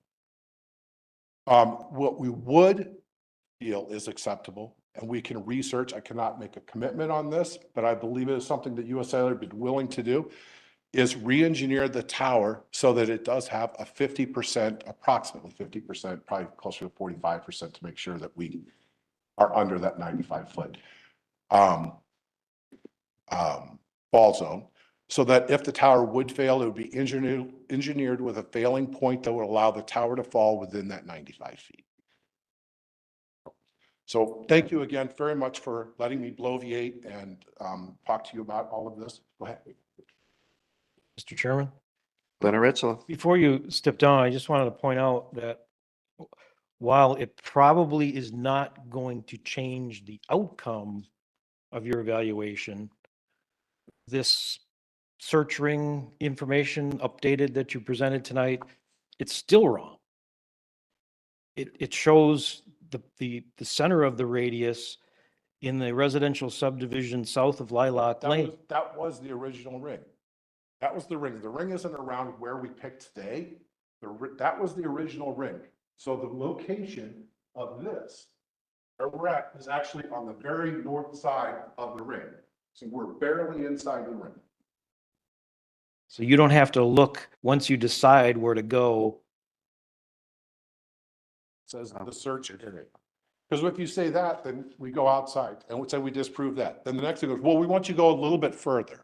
Well, if we do, now we want you to go a little bit further. Where does it end? Where does it stop? That's why they put this in place so that we would not be dragged out over time, you know, and be held to possibly different standards than somebody else. So why did your 1 mile search ring reflect? It was a misstatement that it was not a mile. It was always been half a mile. When they wrote the statement, they wrote 1 mile instead of 0.5. Yeah, but that's what you submitted. And that's why we submitted a corrected. And it was, one. but it was a mile from the proposed church A property. mile from a mile search ring, not from the proposed location, a mile search ring. We were within that search ring. You can adjust that later. All right. Public hearing? Yeah. Okay. I'd like to open this public hearing by hereby stating, notice is hereby given that a public hearing will be held before the Village Germantown Plan Commission at the Germantown Village Hall located on Mequon Road in Germantown on Monday, April 10th at 6:30 PM or later. The purpose of said hearing is to hear any and all parties, their attorneys or agents for or against the following application for a conditional use permit for a wireless communication facility from the property described below pursuant to section 17.56, subsection 4, subparagraph B of the Village Zoning Code. The applicant is Michael Doran for U.S. Cellular, agent for Faith Lutheran Church, which is the property owner, and the property is located at West 172 North 11183 Division Road. At this time, if there's anyone that is joining us via WebEx or within our audience that would like to come forward to speak for or against the conditional use permit for the U.S. Cellular Wireless Communication Facility, you're welcome to do so at this time. Is there anyone wishing to come forward to speak for or against?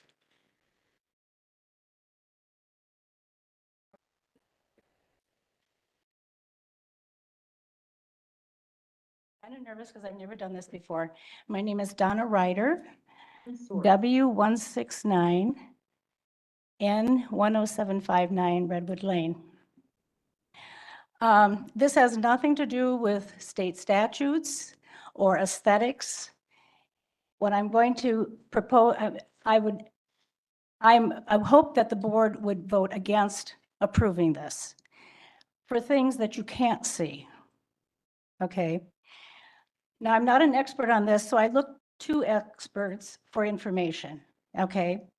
And this is a summary of the BioInitiative 2012, which is over 1,800 scientific studies that have been done regarding the use of cell phones and cell phone towers and the electromagnetic field that they cast.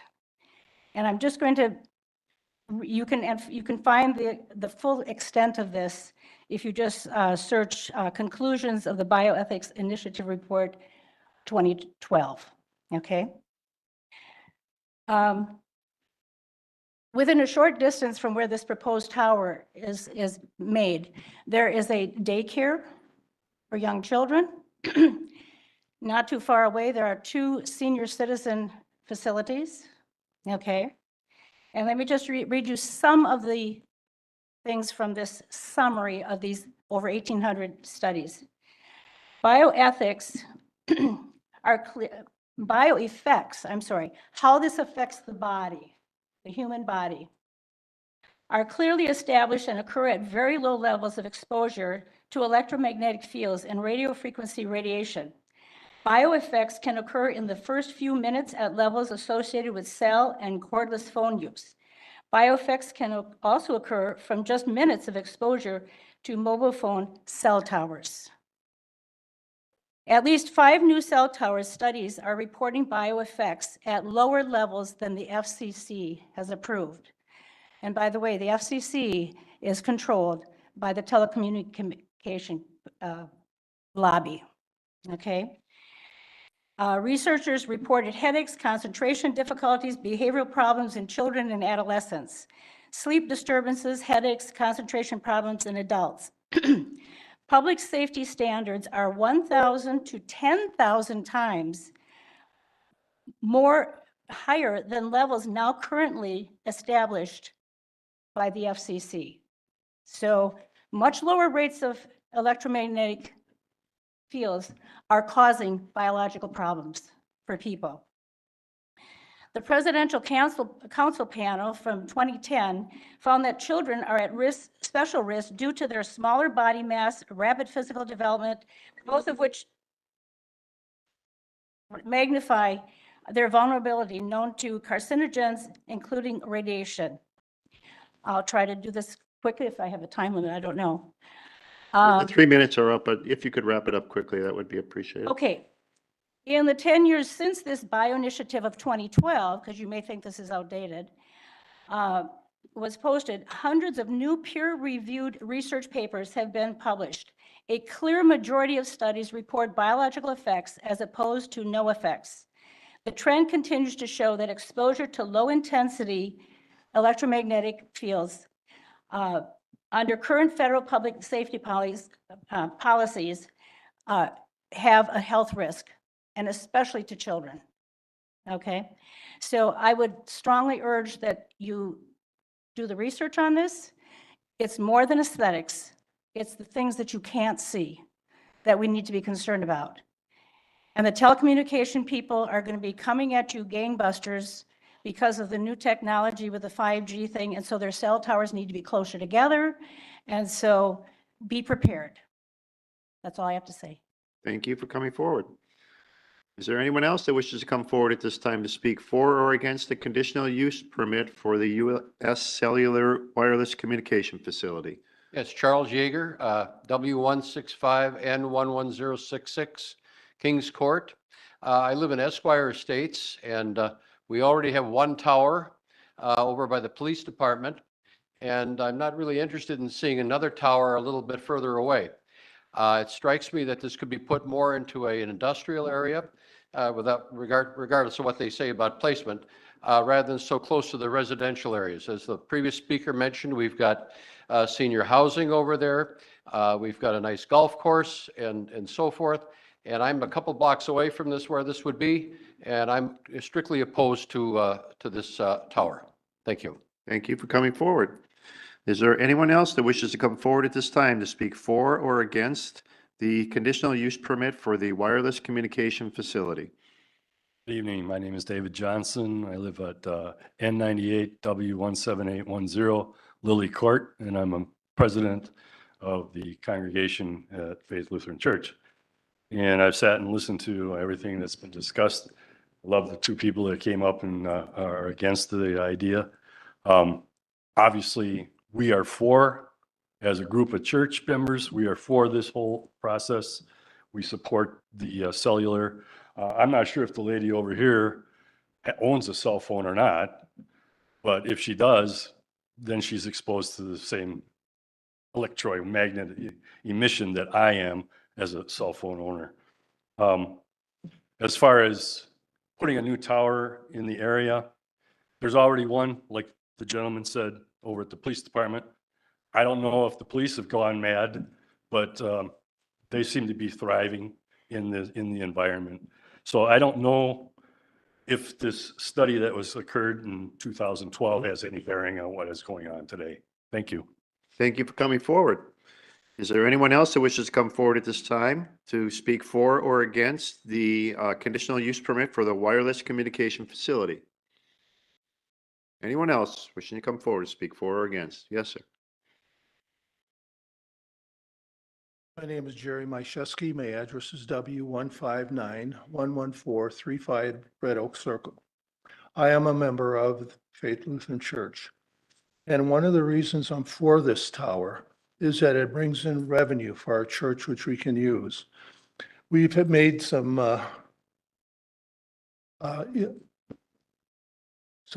improvements to our church. We've done furnaces, and we want the revenue to help pay for that, plus additional improvements we wish to make in the future. We have a parking lot that needs to be done, and that costs a lot of money. I'm sure you're aware of that. The other thing is, I don't know this fall zone and all that. There's plenty of room. I don't know if it's possible to move the tower 100 feet to the east so you don't have that fall zone. Mr. Is that something that would work? Yeah, that was the recommendation. Would that work for you? That's what we talked about. No, We would have. okay. So anyway, and then again, to these people say, well, there's cell phones and electricity and all that. Are you going to shut down all the cell towers around here? Germantown is growing. There's going to be a lot more cell phones, and I think that the future population should have good cell phone service, and that's why I'm for this. Thank you. Thank you for coming forward. Is there anyone else who wishes to come forward at this time to speak for or against the conditional use permit for the wireless communication facility? Anyone else wishing to come forward to speak for or against? One last time, is there anyone else that would like to come forward to speak for or against the conditional use permit for the wireless communication facility? And this public hearing is now closed. We'll come then to the action part. Plan commissioners.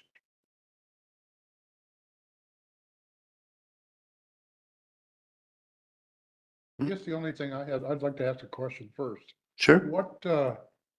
What actually alternatives do we have here? I'd like a little direction, I guess, from Jeff, maybe. Well, you've been handed the Well, I see that. handout Directions, from right? another provider in the area. I also know enough about the cell process. I do understand now that we see this, that you can't just pick up the tower and put it wherever you want to. I didn't think about the interaction of the other towers. I mean, this can't just be stuck somewhere. So I understand where he has to do it. And I think if I understand correctly, the movement of the tower on the property involves you refiling with the FAA and everything. I don't know that that's a concern of mine, but it is a process. And if it only means we're gonna move the tower 100 feet, I guess I can see some advantage, but I guess I don't understand what the plan commission can really do to approve or deny this.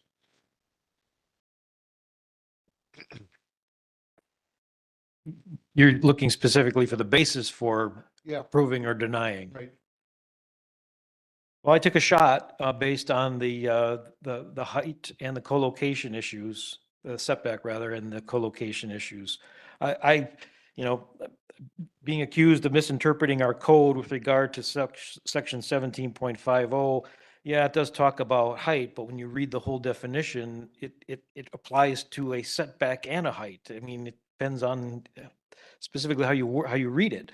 If you're going to read it and you stop at the word height and say, oh, can't go any further, that's a height restriction, then I think you're ignoring the fact that the whole wording speaks to the setback issue where the height can't exceed twice the distance from the base to the nearest property line. That's a setback requirement and not necessarily a height, depending upon how you want to read that. With that said, I do not have an opinion from the village attorney regarding this particular issue.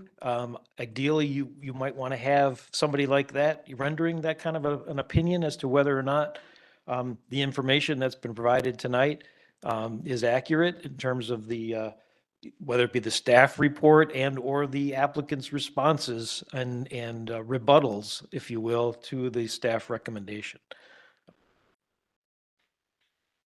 I understand too, I was a little confused by the search ring issue.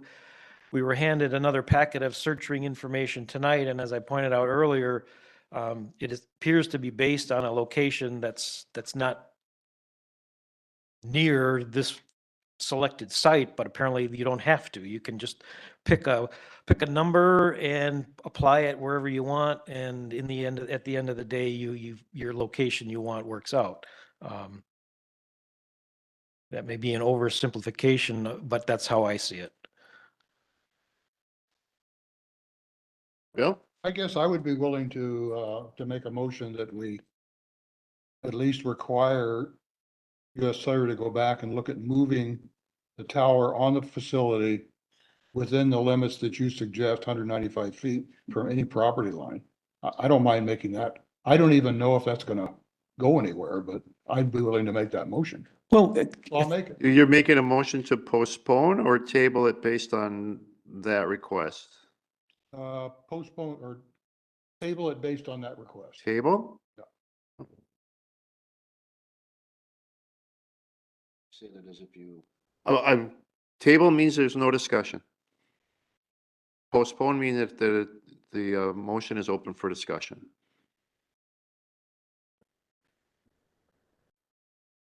Without having any discussion tonight.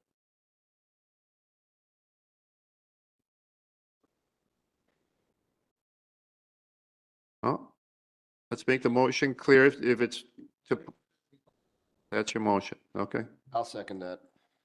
Motion made and seconded to postpone based on the request to look at the possibility of moving the tower within the height of the fall zone, correct? Off of the west property line?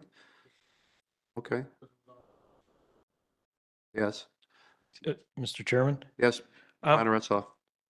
Bill, could I just ask for some clarification? It sounds like you're specifically addressing the condition staff recommended with regard to the setback.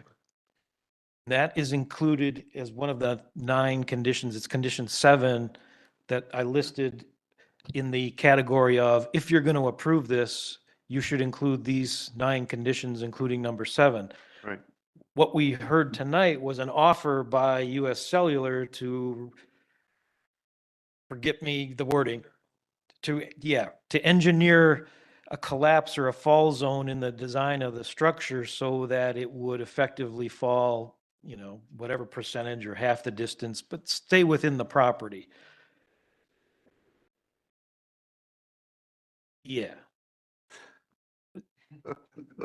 So is that something you could do on the fly without having to redo your entire application? And It's just a structure. They're going to make a break on it is what they're going to do on the pole itself.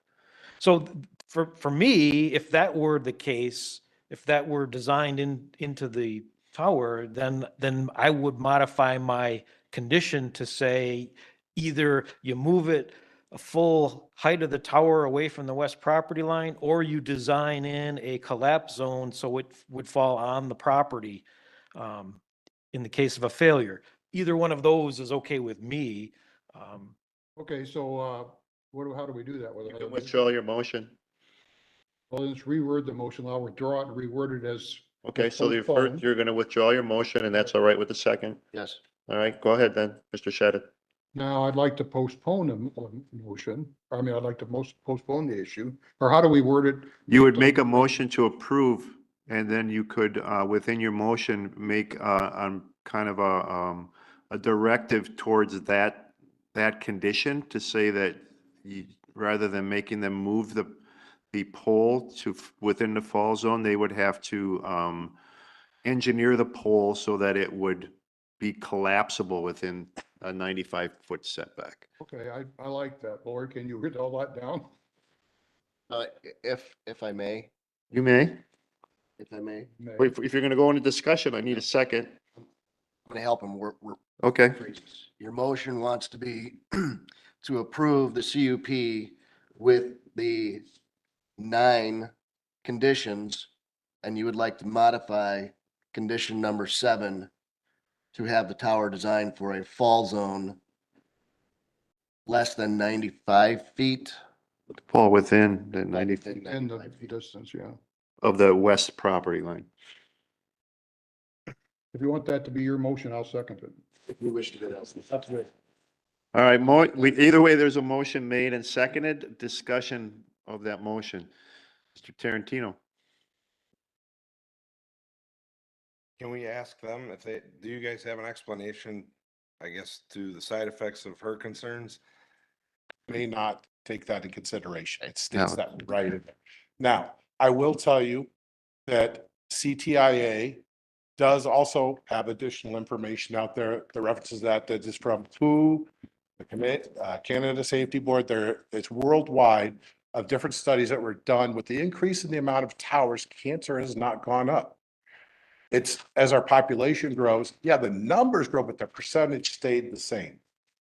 And as just a general comment, how many of us have put our microwave popcorn in the microwave and sat there staring at it, watching it pop for 2 minutes? Or breathe the butter to smell in. That is more dangerous than this cell tower with the rad center of 185. RF weakens as it travels. Okay, microwave is actually stronger than standard RF radio frequency. That's why you do not want to stand in front of a microwave dish if you're on a rooftop. Trust me, I have been on rooftops. We are required to wear RF monitors when working around them because they are that much more concentrated. It's the same effect within your microwave oven. It's a super high concentrated amount of RF radiation that is cooking your meat. If you don't like RF, don't use a microwave either. I mean, or if you have issues with RF or concerns, I don't recommend that. And for those of us that are my generation, some look like they're a little younger, that may not remember sitting in front of that tube TV on Saturday mornings, 3 feet away from the TV, watching your cartoons in your pajamas, those tube TVs also had more RF than a cell site at 180 feet. So those are just some examples. Mr. Tarantino, you still have the floor unless your question has been answered? Question's been answered, or your question. Right, thank you. Leonard Retzlaff. Sean, can you tell me, are you, and I'll use the word objecting to evaluate the Ethoplex tower based on things you already know, or simply because you feel you don't have to? Can I, both, but can I object using this one map? I can show you the whys. We don't want to have to, because I think it's pretty simple. Yeah, take the mic, please. Take the mic. I'm older, sorry. People are watching. Again, I'll try to step out of the way so everybody can see. But the Ethoplex is roughly right around in here. Right between these two cell sites. How far this one is down here? We don't show the one over there, and then this one is down here. Trying to center it. A cell site has 3 sectors. If you look at the tower, I think it's AT&T and Verizon around there. Yes, no, T-Mobile and, If you'll notice, each one of them have 3 sectors. Antennas facing 3 different directions. Each sector can handle so much capacity. And what it is it's a beam, a lobe that shoots out. Typically 60 degrees, but different antennas have different beam widths. That's the concentrated RF. And then there's what they call side lobes that is a little bit weaker as it gets further out from that 60 degrees. Then it starts increasing as it gets close to that next 60 degrees low. Each one of those can handle a certain amount of capacity. Each one of those sectors has a designated radios to those sectors. And sometimes they even share a sector, 2 sectors may share a radio depending on the frequency and how much capacity they have. But to center that and get it out there, they are best able to utilize all 3 sectors to the best of their ability. They were to come up here. Again, I don't know where the cell site is up here just for memory.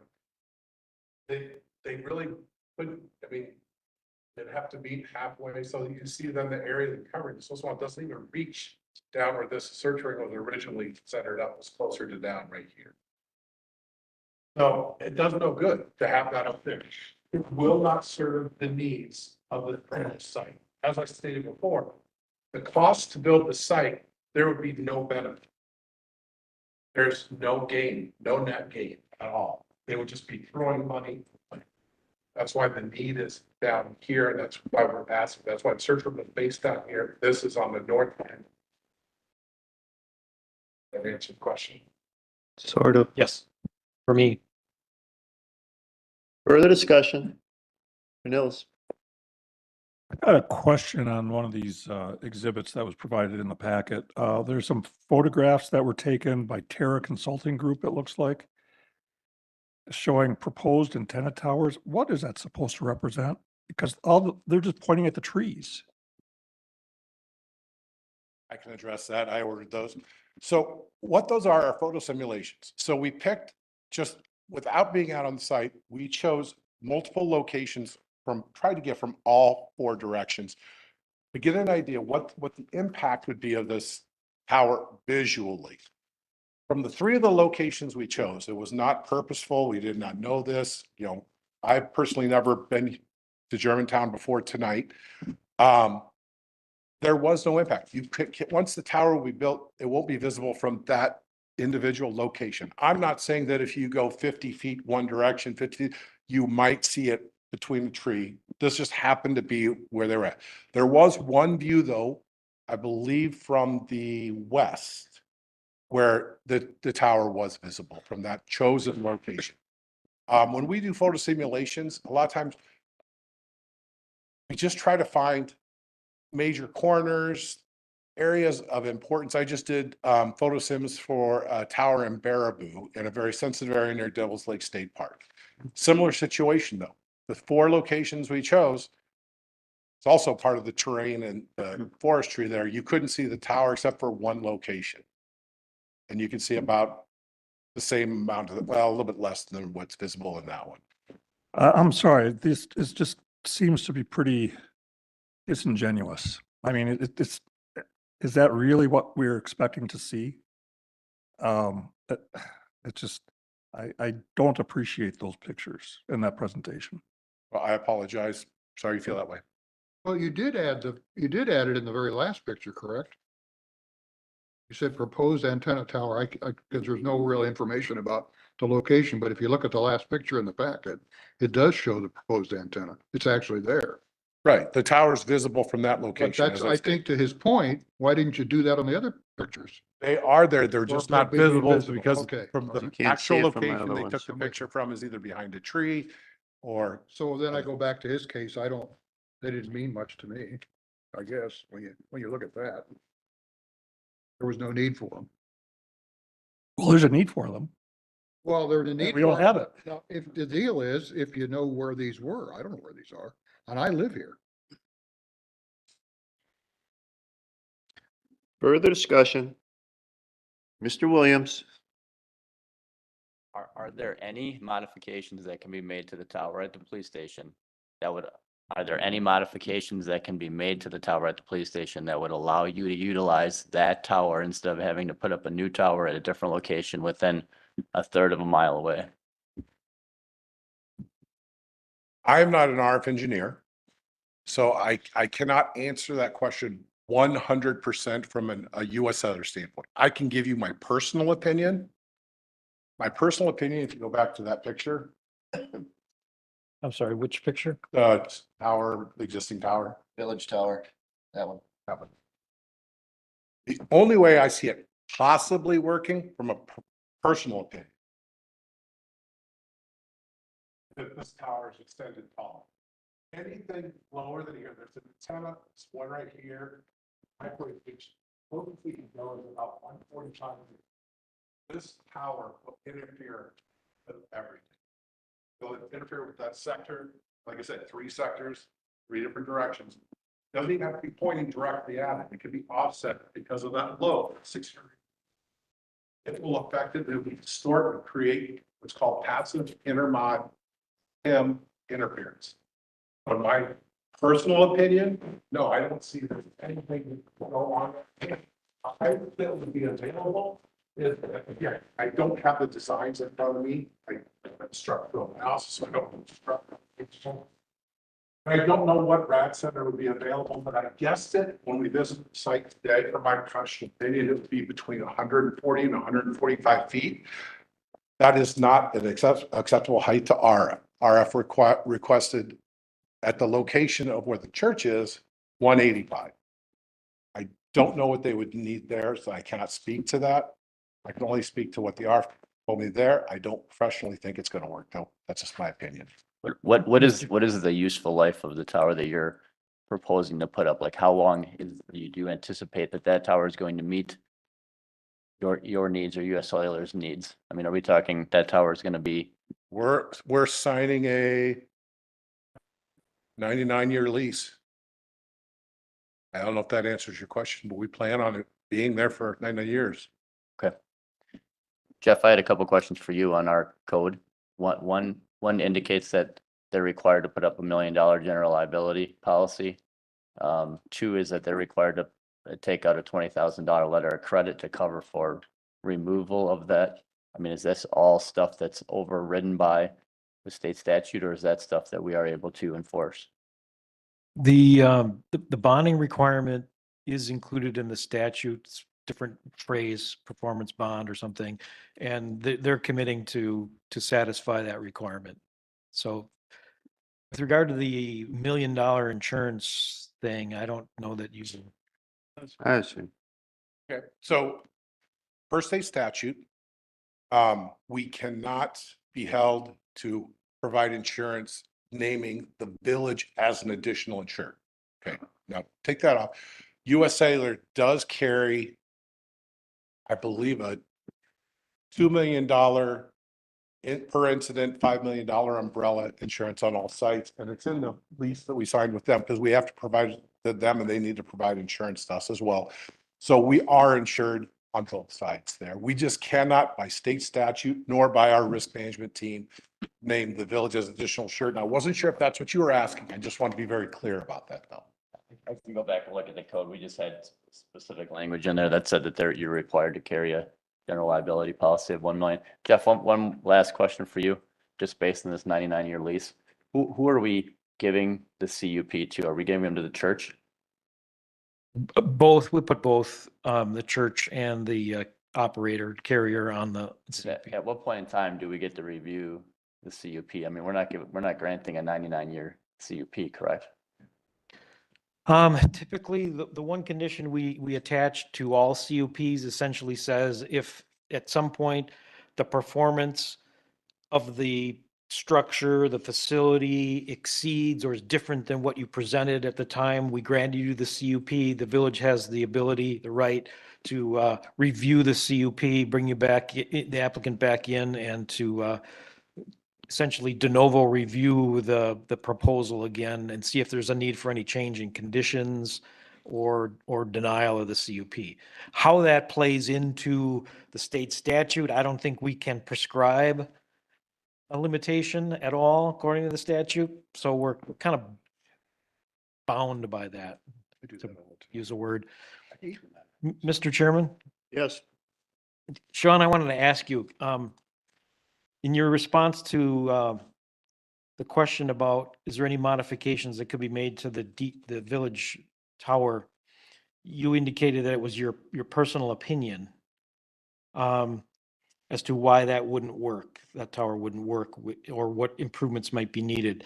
My question is, do you feel that that satisfies the requirement in the statute that says you have to provide an explanation as to why the applicant chose the proposed location and why the applicant did not choose co-location, including a sworn statement from an individual who has responsibility over the placement of the mobile service support structure, attesting that co-location within the applicant's search ring would not result in the same mobile service functionality, coverage, and capacity, is technically infeasible, or is economically burdensome to the mobile service provider? Your personal opinion versus a sworn statement? Two things. One is my sworn statement earlier addresses the state statute of the search area that you just talked about in the state statute you just quoted. Okay, so you're So that's what the state says we have to do. right. But before you go on, Okay. but what you're saying then is that the new half-mile radius doesn't include the police department tower, and That's- therefore you don't have to even It deal with never that. did at the beginning, but had in that analysis that I done, and two reasons it's not in there. One is the tower's not registered. Because it's not registered, when we do our desktop review, which that is, it's called a desktop review. When I searched the ASR database, this tower did not pop up. Registering your tower would make it visible for everybody and desktop site acquisition is one of the hottest things right now because everybody's trying to pay less and less and less, right, Mike? We're old school. We like to typically go out and visit sites. That didn't happen till after this review was done and this analysis was approved and the site was approved to continue on. So the ring, first of all, did not include the original location and ring that we reviewed, did not include the police tower. And we will note things slightly outside. And I've got other examples I can provide you in Wisconsin of other rings that we evaluated where we did call out co-location slightly outside the ring. One of them I'm working on right now up in Melrose. There was a mobility tower, or God, who was the carrier that was building all those mobility? Sorry? Singular. It wasn't Singular. It was, I can't remember the carrier that had them build it. We're trying to co-locate on their tower. There was another one in Oxford that there was a city or county-owned tower outside the ring, but close enough where we had RF evaluated and did work. We're working with them right now to co-locate there as well. There was another one north of Madison. I cannot remember the exact town, where again, that site went on air last year. It went so fast. There was a co-location. So we weren't out there just looking to build towers. When we do our analysis, we provide US Cellular and any client what their options are, because we are not the one that is the RF engineer. We are paid just to show them what's there. But that tower was not there, and that's not representative of the search rate. That's. Okay, so on one hand, you're saying you sometimes do look beyond the search ring a little bit. But here, even though the police department tower is a little bit beyond your half-mile search ring, you don't need to look at it and you're not going to look at it. You asked me two separate questions. One was following the state statute. I answered my sworn statement, answers that question. My personal professional opinion, I don't think that tower is going to work. I think I answered some questions, and that's why. And I it's, wanted it's to mainly provide- because of the existing, the, whatever you call them, the whip antenna. Let's pull it, tower height. The location at 140, I don't think, I am not an RF engineer. I don't believe that that will give the height that is required, knowing that at the church, they needed 185 due to existing trees, terrain, everything to cover what they're looking to cover. That's just my opinion. If I may. No, you gotta come to the microphone. I did drive the search area, and standing at the church, I did see the police tower. I call it police tower. And I've been doing this 25 years, and it didn't take much for me to look at it and go, that'll never work. Just because of those Omni whips that are in front of that tower. So that's, I mean, I kind of deduced that when I first came into the ring. Love to use it, but it wouldn't work Because of the whips. because of the whips, and they spin the frequencies. That's how they operate. They just throw them around. If I have a question for you, in reading our code and in the state statute, it basically says we can hire a consultant, requiring them to pay, giving us a written analysis of whether or not, say, that would work. As long as we don't, as long as the consultant doesn't charge them travel expenses, we can charge them for the fees the consultant charges to do the review, correct?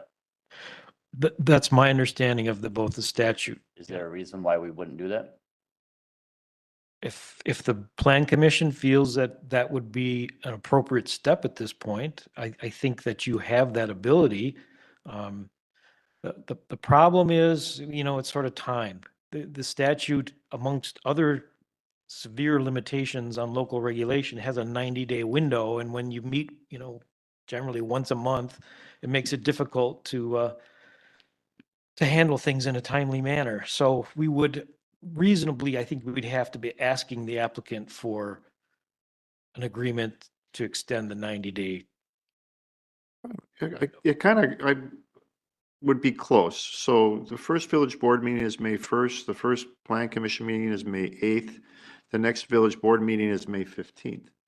So it kind of plays right in there. I mean, it's tight, but it wouldn't have to be extended if some decision was made at May 8th. When did the 90 days begin? February 13, 15? I thought it was the 16th. I got it in there somewhere. I think I wrote February 16th. February 15. Okay. On page 14 of 15. So it's not impossible. I mean, Yeah. it would be close. It would fall on the day of. I mean, otherwise the alternative is if you don't feel comfortable approving it, you just deny it. I'm sorry, Trustee Baum. No, I was looking at Jeff. So a couple of things that that go through my mind in looking at the bigger picture of the village Germantown is, we're having issues with the staffing of the police department, and one of the options that I've heard being bantered around is to utilize the county's radio system. What does that do for this tower? Do I need the whips anymore? Can I relocate the whips? Can I get rid of the whips? What can I do? I don't know. That's Where we'd need some expert to come in and tell us that. So I'd like to know that before I make a decision. In doing some research on this, I see a lot of water towers with antennas on them. seems to get rid of a lot of the problem. Why do we not have any antennas on our water towers? We do. We do? Yeah, we do. All of them or just a couple of them? Mequon Road, That's the only one I saw them on. No, there's one by the fire department. yep, the fire department. All right.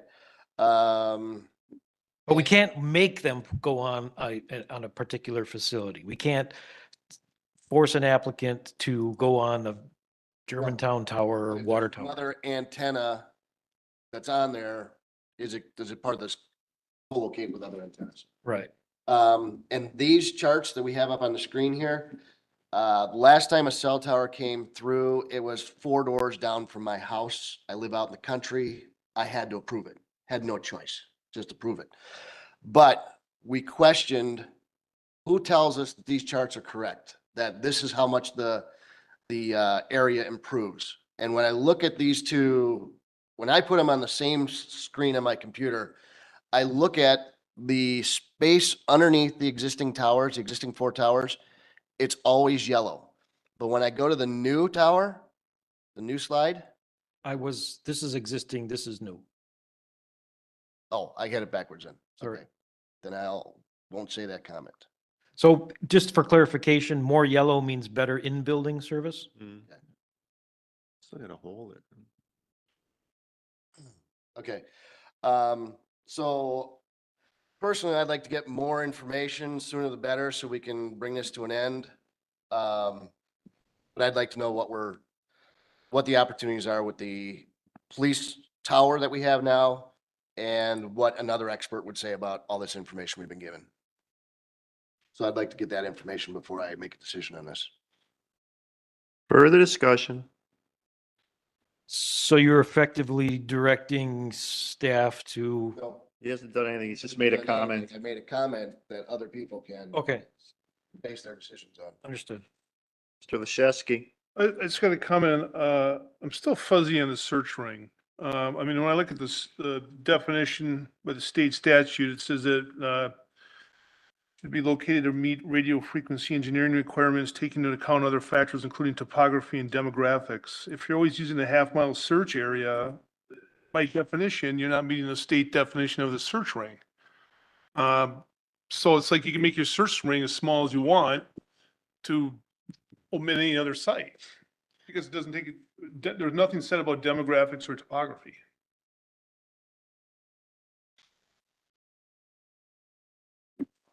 If you want, I mean. Again, sometimes the search rings are 2 blocks by 2 blocks. And I will tell you with this desktop shrub, you just kind of made the argument that I was trying to make is we didn't adjust the search ring to miss the police tower. It wasn't registered. This was a desktop scrub. We did not see or know the tower was there. So if we didn't know it was there, how could I intentionally not? I said you always use a half mile in an urban area. So where did the As I demographics, explained the earlier- topography come into As I play on explained that? earlier, every site is different. Every site, No, you So- said you used a half mile versus a 1 mile. those are just Should have. different sizes. It could be bigger, it could be 0.6, it could be 0.3, it could be 2 blocks. But You're using a half mile in this case. this one is situational. We have a site here and we have a site here. We have other locations in other parts, I'll use Wisconsin as an example, where the sites are further away. And so maybe maybe this is what we're trying to do because the sites are so far away. We have a little bit bigger area to look at, the flexibility is there. Depends on how concentrated population is, how many highways. There's so many different considerations that the RF engineers, not just the RF engineers, but the systems performance engineers look at to make sure that that network is performing as optimally as possible for our customers. So for me to sit here and say, every ring's either half a mile or a mile, no, it could, like I said earlier, it could be 2 blocks, depends, because at a super high capacity, there's areas of Madison and Milwaukee where there's 6 blocks between cell towers. Because there's so much capacity, maybe there's buildings, there's things that block that we have to deal with, and they have to design around that. That's why these RF engineers have the experience they have. They know how to design through that. Different structures, brick is one that fairly tough to bleed through. Wood structures, RF travels through it. Metal structures tend to reflect off of it. There are so many different things that we have to take into consideration. Trees, these beautiful pine trees that are in Wisconsin that are gorgeous, and I love driving up here and seeing them. They actually absorb RF and what I call eat the RF up. So if we're fighting foliage, as they call it, that actually diminishes the RF penetration ability as well. I mean, there are so many different factors that we have to take into it that I can't sit here as an expert. That's why I will not sit here as an RF expert. I am not an RF expert. I've not been to engineering school, studied radio frequency and know all that. I just have 25 years experience working with RF. The RF engineers are the ones that deal with the propagation data. They look at dropped calls. They look at latency speeds, how fast is the data? There's so many different things, and there's so many variables that can change that. So to get stuck on half mile here, I'm trying to assert to you guys that they accidentally said a mile, but the ring itself, as we showed, was a half mile. It was an error on one of my project managers putting that in there as a mile. He did not check his data, and I didn't check the data. But the facts are the facts. It's a half mile ring. The tower's not within.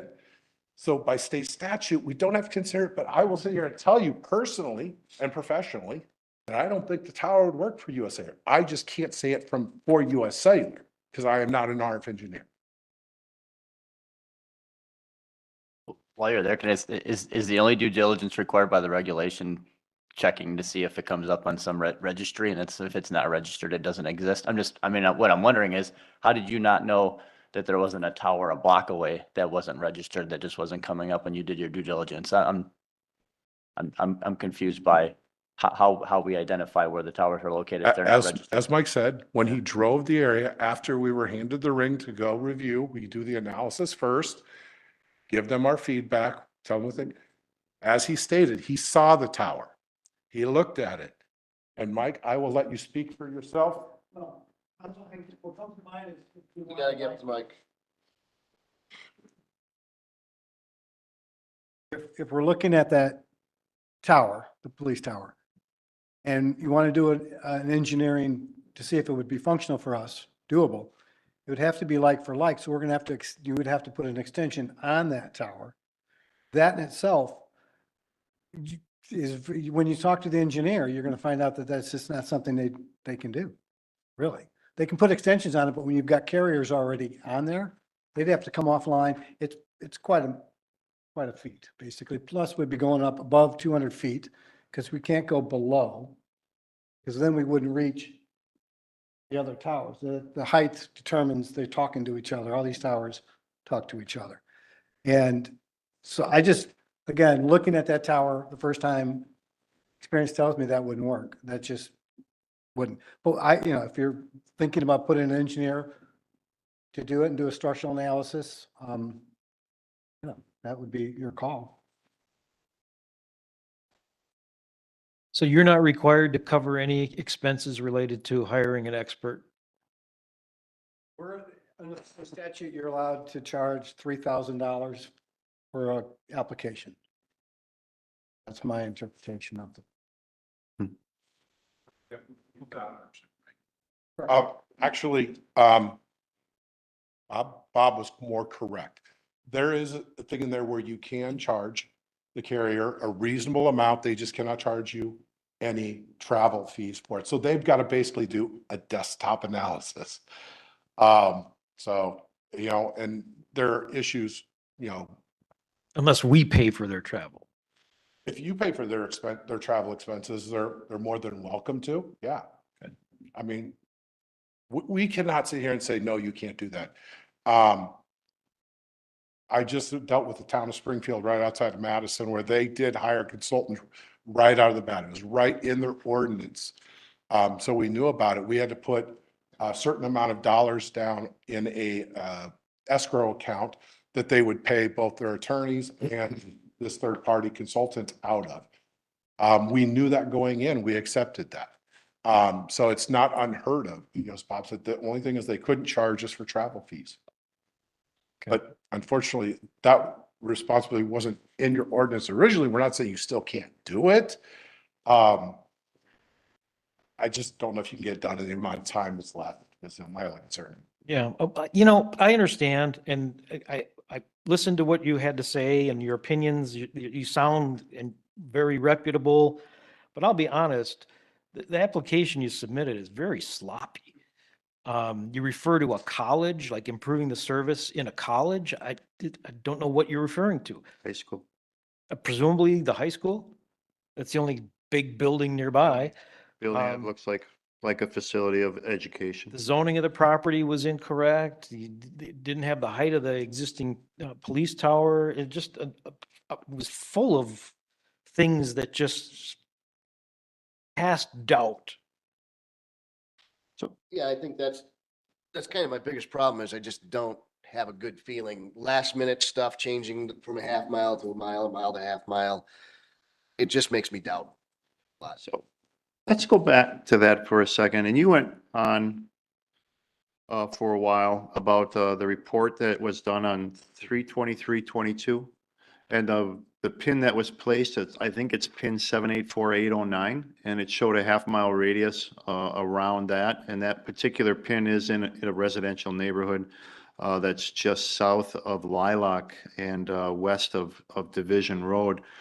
And then we go to your affidavit that speaks of pin 281967. Is that the pin that is shown on the outside edge of that half-mile radius outside of the pin of 784809?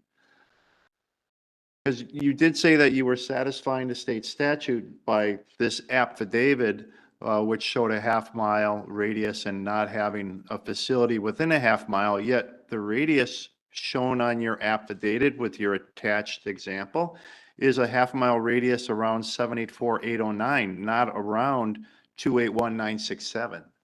So I don't quite, this is confusing to me.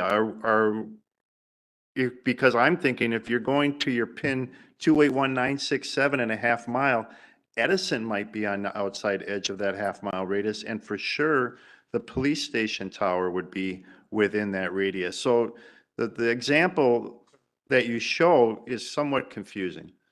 That pin that's on the affidavit is the parcel identification number. Okay, The pin on my report is the site identification number for US Cellular. okay. So the attached picture that shows the old pin and site application shows a half-mile radius, but not within the site around Faith Lutheran Church. There's nothing that shows me what that half-mile radius is from that position. This is Sir, misleading as somewhat. stated, the half-mile search area is based off the center point that we are given by RF. We're told here's the center of the ring, these coordinates, and I want you to look in a half a mile. Sure. So that's where we base the search ring off of. That's the original search ring and final search ring. Why doesn't that show on your sample to attach to your affidavit then?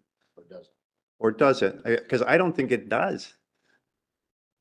You were given. Right, from that's the same source ring that goes back to your report on March 23rd, 22. Sure. He's got a gavel. I've never used it on any one person.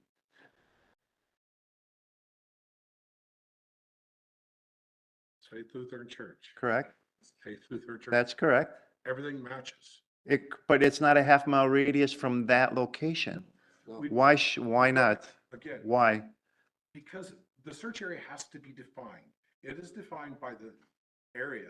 A search area, it could be a square, it could be a circle, it could be a rectangle. Sure it is, but you're So- saying there's no location a half mile from where you're setting your tower. Saying, this is the attachment. I'm showing here, this is the ring. But you're not putting a tower there. Doesn't matter. That's where the search area was based off of. That's the difference, is it's. But you're picking your search area in the middle of a neighborhood that you wouldn't place it anyways. The RF engineer says this is the general area. He does not know if it's residential, commercial, industrial, anything. Even if you're doing a desktop, you can see on Google Earth, this is residential. If I may, Are given to us before we do the desktop review. They're giving us, say, we need a site, can you please evaluate? From a satellite? No, from, I am literally working a site, and I wish I could bring it, that has a pin at the end of a runway. AT&T. Literally, the search ring is in the end of a runway. So it really is, they want you to look. This is where they desire would be. I actually drove that area and ran into a gentleman on a park, because it's in a park. It's that the search ring is right in the middle of a. Sounds like they are given a coordinate system. And here's, from this point, look for a site within 1/2 mile of this. And how does that fit the Wisconsin statute? that's what defines search area. But then it's misleading because it gives you the idea that you don't have to look for any other place to commingle your site to outside of that nebulous search area.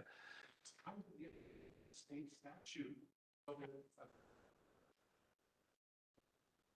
But at another jurisdiction, change the rule. Statute gives us a definition. Here's the definition. All abide by. Should have. That's the whole intent. Otherwise, one where did not, you have to be X amount of feet. And But if it said, I said, look, you don't state this. How do you know we have to be that far away? We know that. I think that's confusing for people when they look at what you're searching and the towers that are neighboring versus your search area versus your placement area. As I said before, so you guys say, well, go look at this tower outside. We say, you there. What's the stop you from going, well, now we want you to go look at this tower 1.2 miles away, or then 1.5 miles away. Mm. That's what the state statute put limits on, so that we all know what limits are. I understand the placement of a tower. I better understand it. It's not as confusing, but I think for the person looking at this and if how I grasped it, I think most people would grasp it the same way. And it's kind of, they would look at it as a misrepresentation of what you're showing versus what you're getting. I understand what you're saying, and I'm not against Faith Lutheran Church and their lease. I know what this type of a lease can do for a Lutheran church because I was part of one that it was in another church nearby. And it did help in their budgets and helped for the cost coverings of a lot of things that the church needed at that time. I understand that. And so I'm not against it because I'm against Faith Lutheran Church. I understand the reasons of why they support it.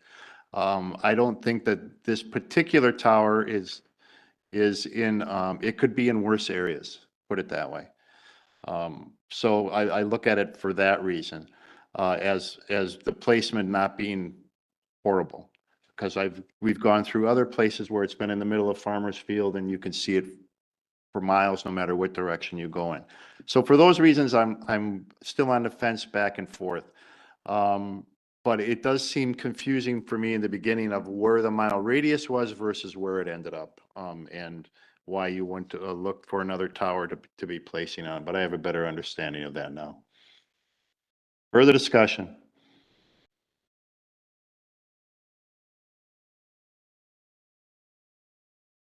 No further discussion. Excuse me. Right now, the motion is to approve with the change in item number 7. Thank you. That's what my question was. Thank you. Mm-hmm. No further discussion on that motion? All those in favor, please say aye. Aye. Opposed? Aye. Opposed, raise your hands. Motion fails. Give us a reason, something to come back with, something to. You got the ayes versus nays? I was aye. Planner Retzloff. Just for information, while we haven't talked about it yet, the intention is to schedule a additional plan commission meeting Mhm. for April 24, 2 weeks from tonight. Okay, Um, so that's open If, for this if you were to opportunity. postpone for a couple of weeks and give us a chance, maybe we can get some additional information from an expert. Still have time to make a recommendation to the village board in time to meet the 90-day window without having to request a written extension. Before we go into the next motion, who is the other person that approved? The other commissioner? It was Bill. Okay. Just for the record. Thank you. You ready? I will Trustee take Ball. a motion to postpone further action on this until the next plan commission meeting in 2 weeks. At which time I would like to have additional information as to what the village's intent is for our police radio center. Can the whip antenna be altered in any way that would allow the main structure to be utilized by a co-location?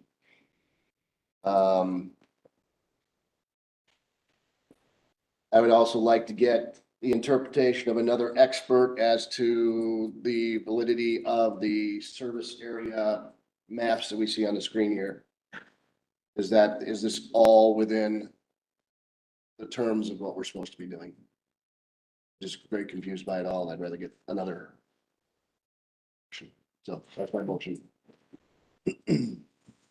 Motion made. Do we have a second? Second. Motion made and seconded. Discussion? No discussion? One question, Jeff, does it also make sense for us to include in this motion to have the village attorney review? I mean, are we comfortable with the state statutes and all of the positions that have been taken on this? Yeah, you could do that. You could add that. I would request that anyway. I've been talking to Brian in advance of tonight's meeting in anticipation of some issues coming up. Would you like me to add that in? Yeah, could we add that? I will add that into my motion. Let the village attorney be consulted on it. And that's all right with the second?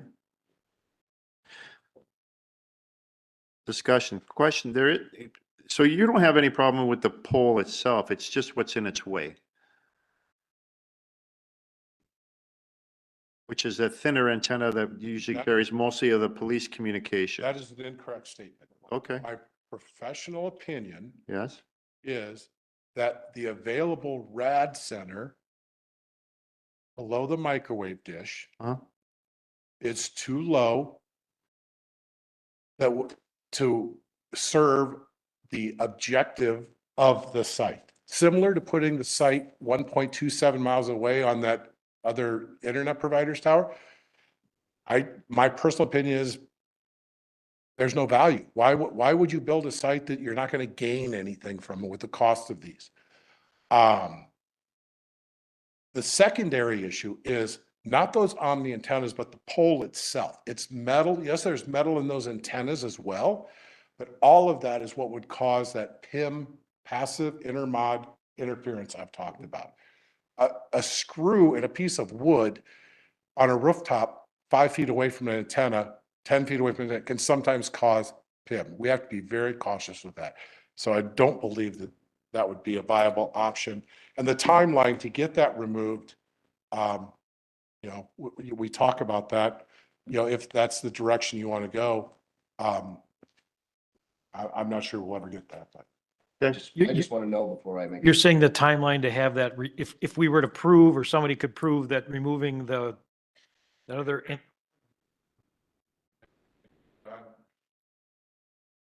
There are documents. yeah, There are documents that we would request, and I'll request them right now from Jeff, if you could help me acquire them. The most recent structural analysis of the tower, your NEPA section 106, your, Can you send him an email that would state those so that he yeah, could? that'd be good. we'll send you an email of documents that we had. Just because there may be other issues with this tower that we're not aware of. I'm not saying there are, but part of our job is doing those evaluations. There are times we've tried to co-locate on structure and their NEPA was bad because they tried to do a drop and swap and didn't do it properly and file all the right paperwork with the federal government and the tribes and all the stuff. And then that becomes a non-compliant tower, and we can't co-locate on non-compliant towers. I just don't know. That's why I would ask to see the NEPA so we can review it along with structural analysis. Does US Cellular co-locate on other towers Yeah. as a matter of? Yeah, we have Correct. locators on US Cellular towers as well. I've given you 3 examples of one I'm personally working on. Mike, are you working on any co-locations right now? In North Carolina? Okay. Thank you. Further discussion? No further discussion? All those in favor, please say aye. Aye. Opposed? Nay, 1. All right. Next item, thank you. Thank you for coming. Thank you for all your information. Appreciate it very much. Thank you all for coming tonight as well for this new business item. We appreciate your time here tonight and your willingness to learn more, and your attention to what's going on in Germantown is very much appreciated. Next item under new business is item C, PB2 Architecture and Engineering Agents for Meridian Germantown LLC, property owner, and Walmart located at W190 North 9855 Appleton Avenue. It's for a site plan review of a 3,865 square foot building addition, exterior renovations, and a sign review application on tonight's agenda for action. To give us more information background on this new business item, we'll turn our meeting over once again to our Community Development Director, Jeff Retzlaff. Thank you, Mr. Chairman. As indicated in the packet and the application materials, Walmart is proposing an extensive remodeling to their facility on Appleton Avenue, including both interior and exterior remodeling. The interior remodeling aspects of this are not typically Plan Commission review items. Building permits will be issued or will be applied for, and code requirements would have to be met. There is no particular change in land use in this proposal that would warrant the Plan Commission to get involved in commenting or approving the interior remodeling. So all of this is focused on the exterior remodeling proposals. And they include to the area that's currently, I call it an outdoor storage area on the south side of the building. It has it's just to the right of, as you're looking at the south side of the building, the auto care center, it's just to the right of that. And I've got a couple on another graphic. That area, that's the focus of the remodeling and the expansion. The building remodeling expansion includes an area that's being remodeled approximately just under 15,000 square feet. The net increase in building area is approximately 3,865 square feet. Again, and it's focused in that particular side or corner of the building. The proposal is to convert this area, this storage area, to a pickup storage area, and along with that, modifying the parking and the drive aisles that serve it for a pickup service area, including specially painted parking stalls and signage and that sort of thing. I think most of us have seen in some other Walmart locations the pickup area on those stores and how they're sort of making it clear that you can't miss them by virtue of their signage and their color scheme and that sort of thing. The proposal here includes, again, the remodeling into and expanding the building for pickup storage. I'm going to click through some of these slides. The general perimeter of the area on the left, floor plan area on the right. Here's a detailed floor plan for the storage expansion area. All of those are provided as part of the packet. And also the parking lot modifications. As I mentioned, the drive aisle and some curbing slightly modified to accommodate more the parking stalls for this pickup area. That's all included as part of the proposal. In addition to the overall package, there were some color scheme facade proposals that was included. In the course of staff reviewing it, we talked with Walmart and we notified them again that the current color scheme on the building today is incorrect. It doesn't match what was approved back in 2017, which is basically this color scheme, where there were some blue and gray accent colors that were allowed to be painted on the ephes portions of the gable ends of the facade, both on the east elevation facing the main parking lot and along the south side as well. As a result of that conversation, Walmart has committed to repainting the building to match the color scheme and facade enhancements that were approved in 2017 as shown here. And they have asked us to withdraw on their behalf the color scheme with more blue on the gable ends as shown in this particular diagram. So I'm just pointing that out as part of our discussion. The third component of the overall proposal includes signage. There's some slight modifications proposed to the monument sign. The existing is on the bottom. The top shows some differences in the color around the blue sign, the text height. I think the logo is slightly changed, not significant modifications in my opinion.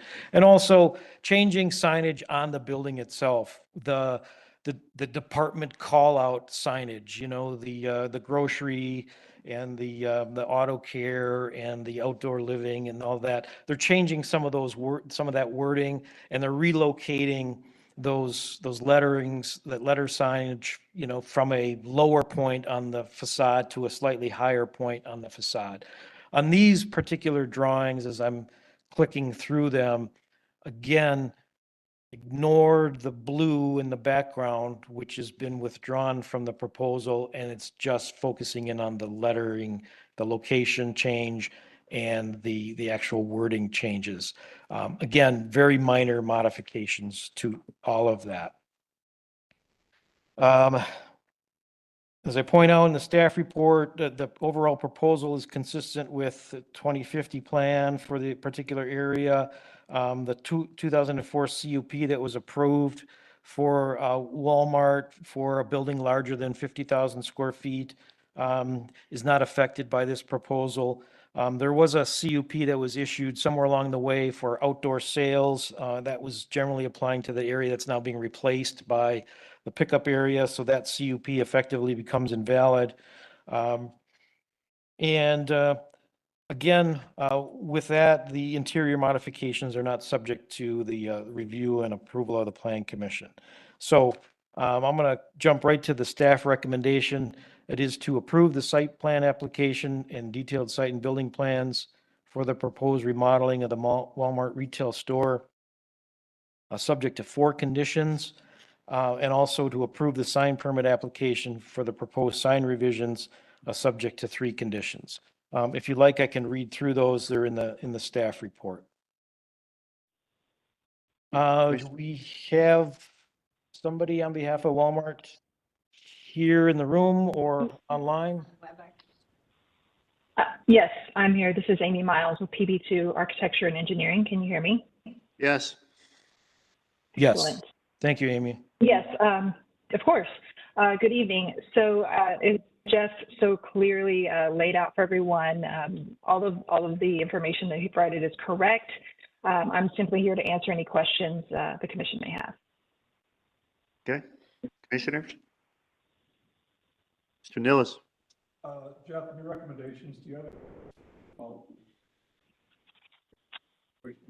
colors again?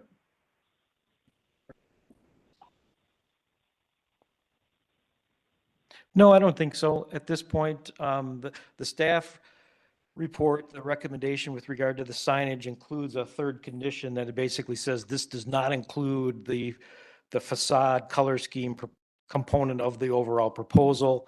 And as I said, Walmart has indicated their willingness to, withdraw that component of their application and repaint the building to what was approved back in 2017. So we'll stay on top of that. I guess. And Five- if I may, oh, sorry.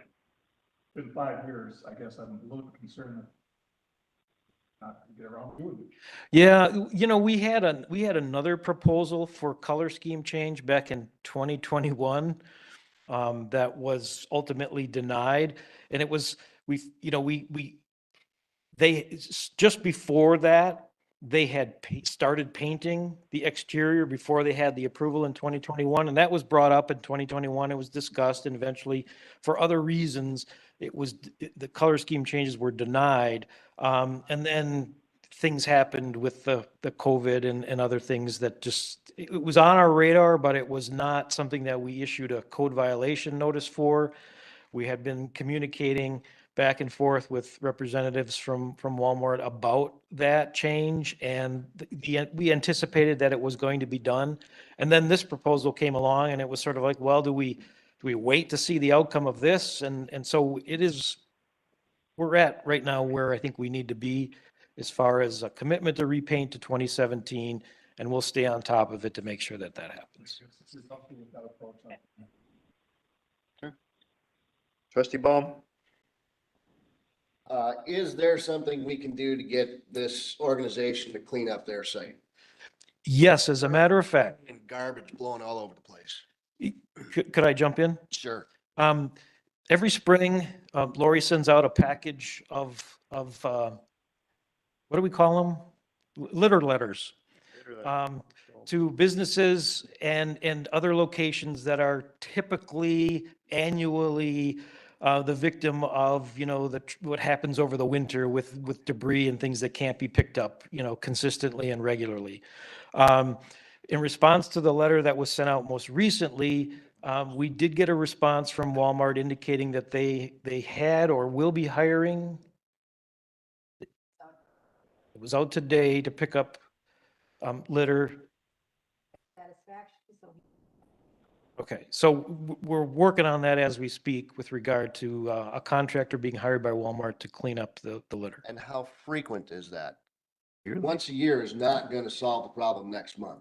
Yeah, I understand. So because my clients, we have to have a weekly cleaning of our sites. That we go out and we pick up all the litter that's left by everybody in the parking lot after whatever event happens. Yeah, short of having a specific requirement in a permit, like the conditional use permit when the building was first approved in 2004, it sort of falls back on the village enforcing its property maintenance and litter regulations. And what we typically do is based on what we see in the spring, we send out letters. In fact, in most cases, we send out the letters anyway to businesses that we know there's a problem without necessarily documenting all the various pieces of litter, and then respond based on complaints throughout the rest of the year.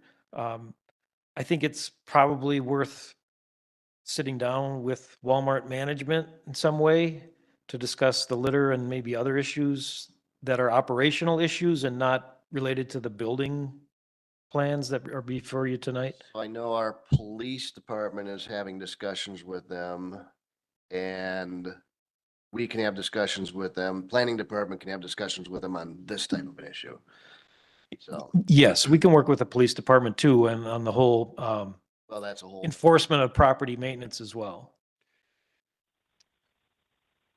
So motion. I got a question before you make your motion. So basically, the expansion is taking that outdoor center and putting a roof on it? They're not expanding the building in any way, are they? I mean, where you see those pillars right now, those aren't going to be expanded out. They're basically capping what's there, right? My interpretation of the plans show that the answer to your question is yes, to a degree. I mean, some of that stuff in the front is actually being converted into parking stalls that you see there. This drawing is sort of tipped sideways. Yeah. North is to the top. Yeah. And that dark black area is part of it's part of this open area. And then the front part of that open area is that first bank of stalls that are right adjacent to the building. This dotted line here is the existing Building. fence area that is Okay. coming down. This wall is staying. So if you go back to the aerial, Back to the picture. this wall is staying. This is coming down and you're getting parking stalls here. And then they're capping this. No, they're capping a spot back here. This will stay somewhat open. Hmm. Go back to the plan again. Okay, so this area, this is the new parking. That fence comes out here and up. This is staying outdoor space. This is being roofed over. Can you confirm that, Amy? She can't see what I'm doing. I know. I Please can just go up point. there and do it if you want me to. Yeah, do it. With the microphone. Amy, the question is whether there's still going to be an open air component of the pickup storage area? Is Amy still there? Okay. I'm sorry. I'm so sorry. I was on mute. Yes, he is correct. Okay, Point so everybody here understands. If, Jeff, can you go back to the aerial view? This fence line is coming out. They're putting parking stalls along here. They're roofing over this portion, and there will be a smaller exterior element here. And a new fence coming back through here. Now, if you go to the floor plan again, that's the new fence line. This is the new roofed over portion Yeah. with some existing building, and this is exterior space. The new parking stalls go right here.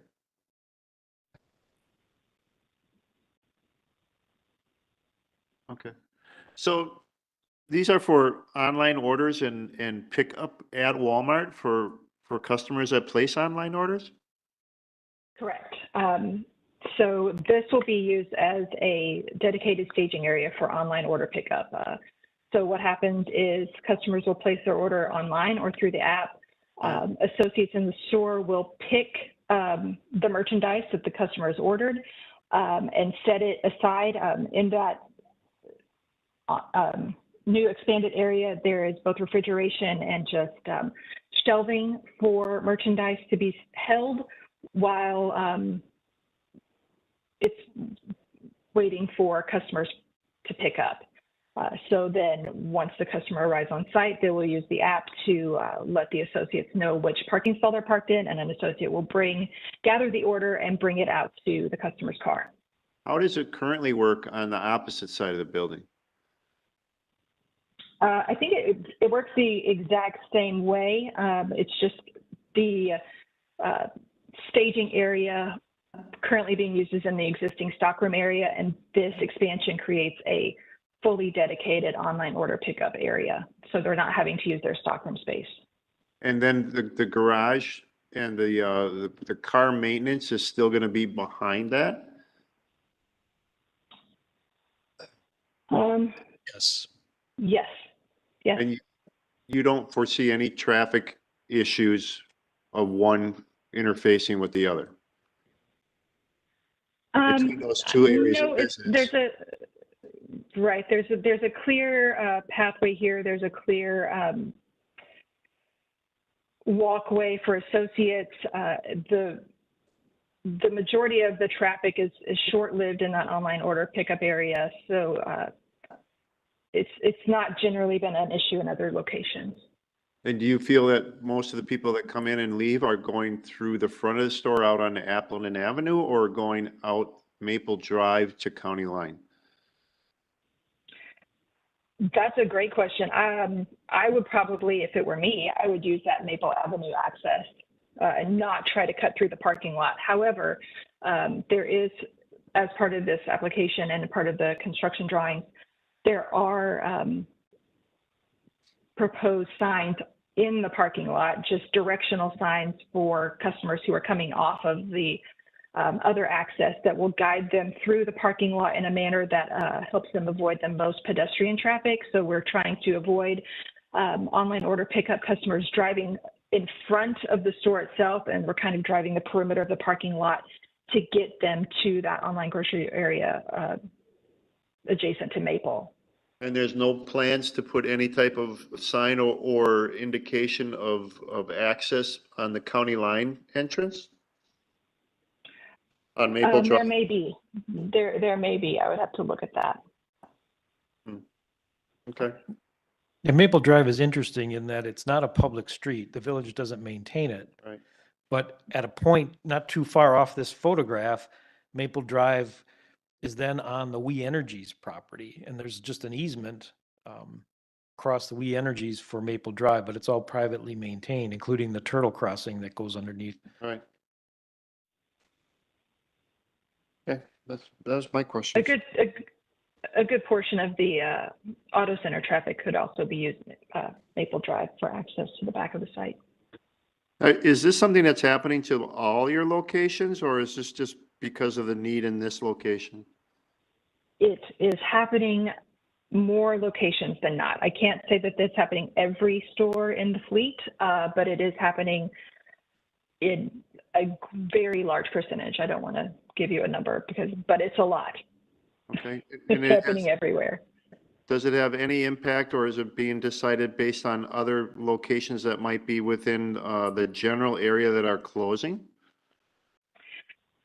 I couldn't speak to that. I know that it seems like from the conversations that I've been a part of, the decision for expansion on the online order side of things is based mostly on the revenue that is coming in from existing online order pickup.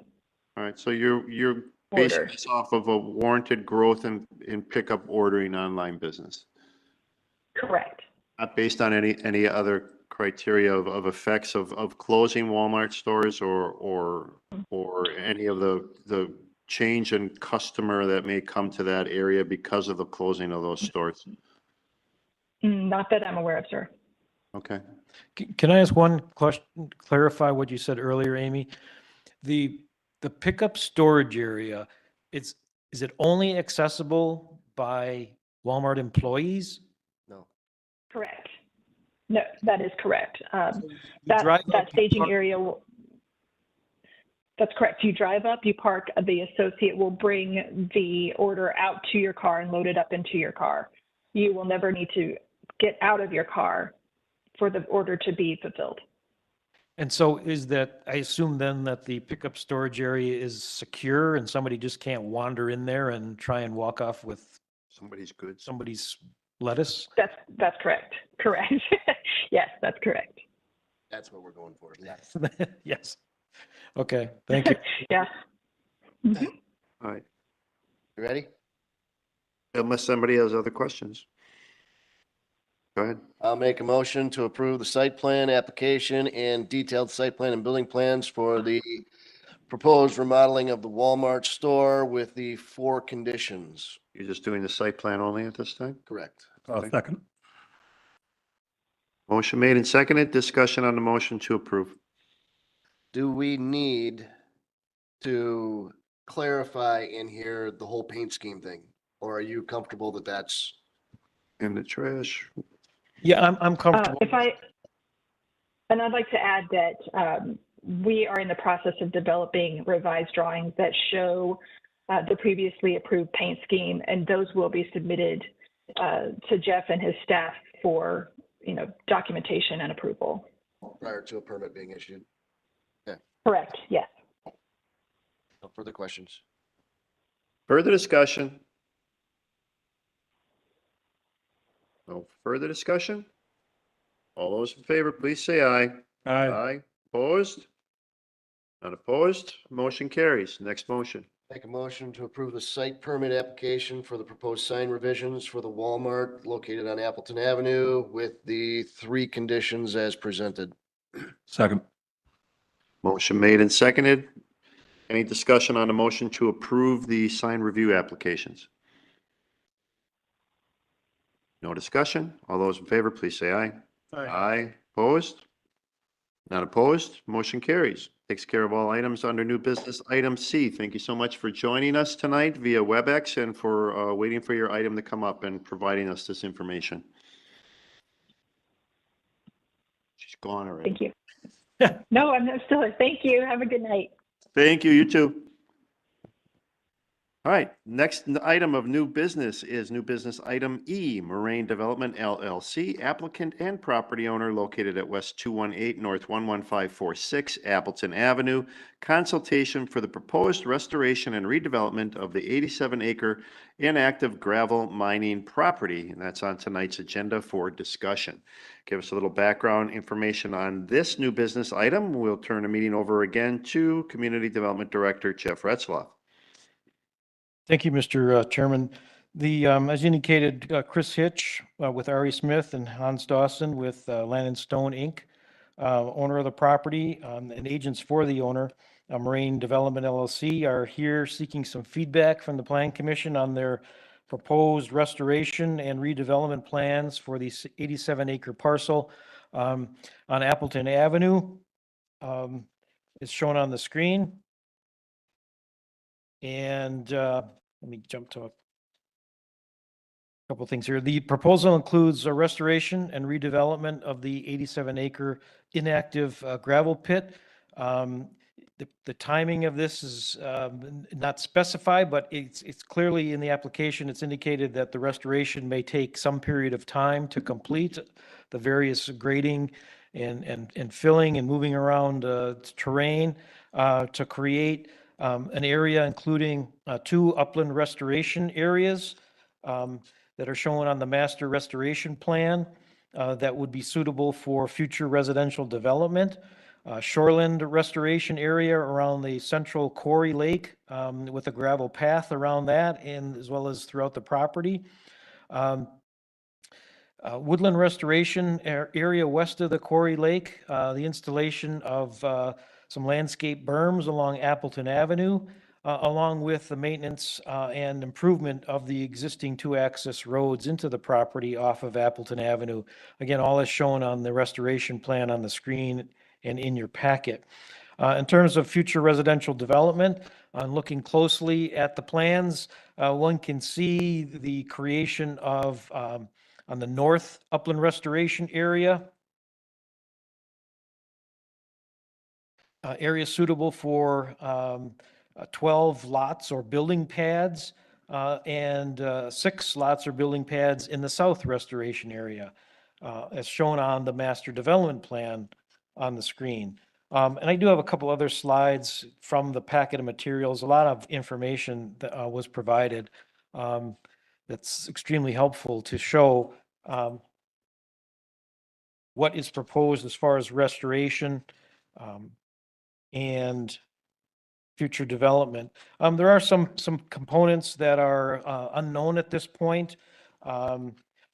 For example, the specific type of development, I'm assuming based on conversation that we're considering some form of residential single-family development on the upland and south restoration areas. In terms of the Villages 2050 plan, this particular parcel is in the Meeker Hill neighborhood that allows residential development as a preferred use. Also, it allows in areas that are not served by municipal water and sewer, which this currently isn't, and is not intended to be under current plans for the sewer service area, but could be somewhere down the road. For areas in the Meeker Hill neighborhood with a conservation design approach where the lots or home sites would be clustered in upland restoration or areas with open space and other features around it. The density allowed is 1 dwelling unit per 3 acres.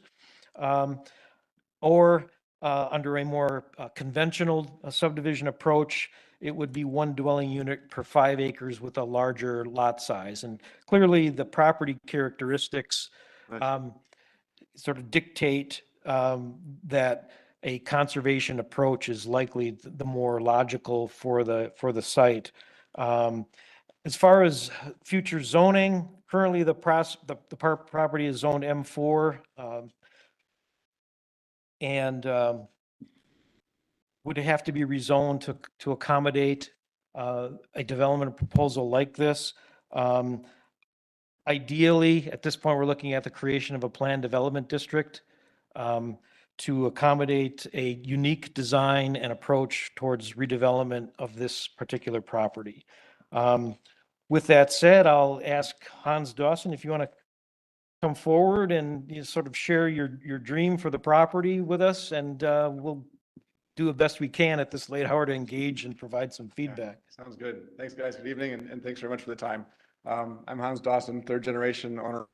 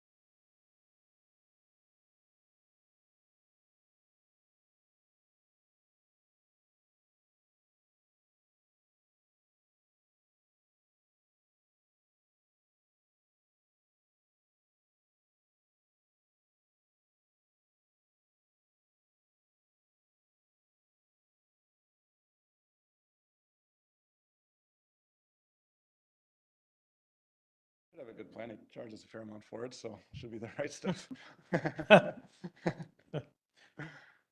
Interesting. Yeah. Well, first of all, as village president, I appreciate you taking this project on and basically correcting what a lot of people had considered a scar in this area for a number of years. That's, An echo. oh, the hand mic, yeah. Yeah, Oh. You're right. there we go. Perfect. So thank you for that. And I know a lot of other people will appreciate it, looking, more natural than what it does right now. So thank you. Other questions?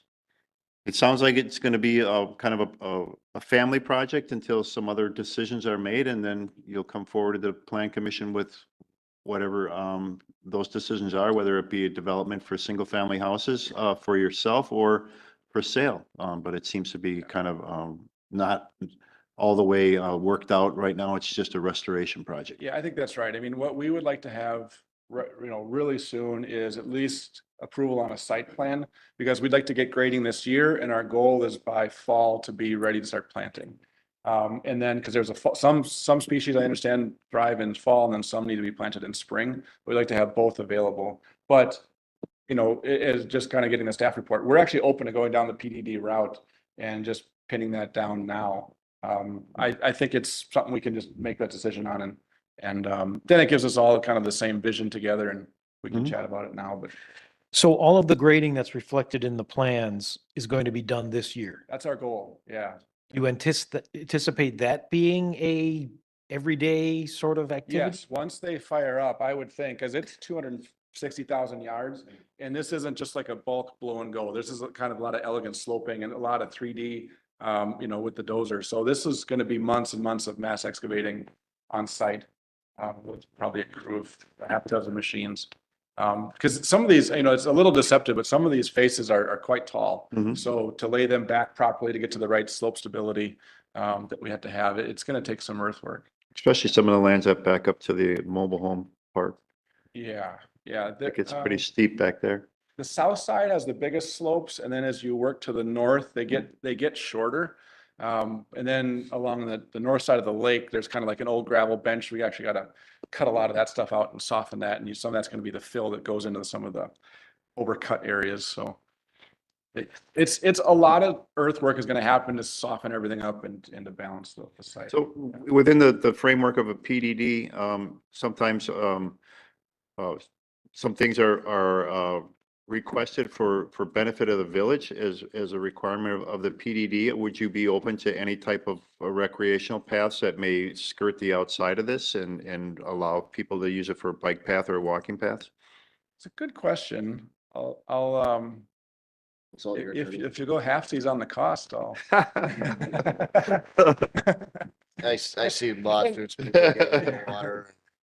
Well, it is a legitimate question because the way our PDD regulations are in place, it's intended that in exchange for flexibility on development, that there's some give and take in terms of some sort of amenity that or benefit that goes above and beyond the sort of standard or typical expectation, whether that be some sort of path along Appleton Avenue or some other thing. I don't know, maybe it's once a year you have a free swim or something. I don't know. Yeah. But we can discuss that as we talk about the PDD I'll process. just say, conceptually, my family's worked with a lot of PDDs and PUDs, where, sort of there's a financial benefit to our company.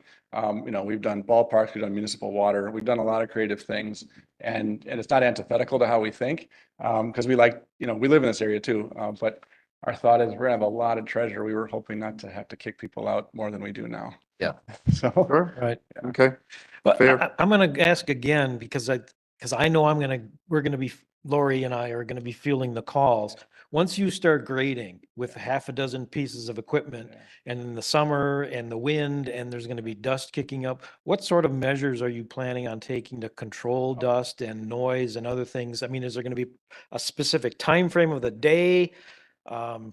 We certainly would be open to those, any of those type of things. I mean, we could do normal business hours for grading. That's pretty common. And then, for water. Fortunately, there's a really nice source on site. They can just suck out of the pond to fill up a water truck to spray around.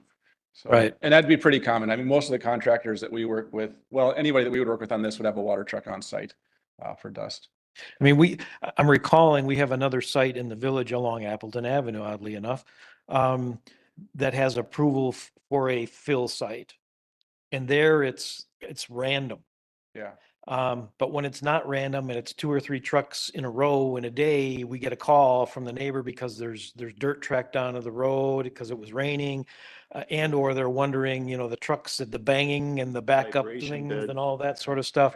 So it's along the lines of the saying, you don't want to see how the sausage is made. You don't necessarily want to be around when this is happening, but what needs to happen in order for it to be restored properly and closed up and be a beautiful, unique site in the village from that point forward. It's just the interim. I think we need to talk about how to strive to mitigate any potential negative impacts of the short-term work, the dust, the noise, the tracking of dirt on the road, that sort of Yeah, and stuff. we're- Typical things you already deal Yep, with. and we're totally open to that. Yeah, yeah, business. I mean, one nice thing is once they're starting construction, the only thing that's coming in and out would just be their vehicles and then maybe like supplies. Yeah, the fleet will stay on site. Sure. And then, Okay. if they're gonna bring in like straw bales and seed, those are the type of supplies that would come in. So there would be some truck traffic, but it's not like if you think of our commercial quarry sites, I mean, where there's just trucks going constantly, this is not that sort of a situation. Okay. Okay, cool. It'd be much more analogous to a large subdivision development, right? A 200-acre subdivision where they bring in scrapers and backhoes. But they just bring them on one time and you'll see like the row of the guys' trucks out there. That's kind of what it would be like. Okay. Or like the construction. All right. site.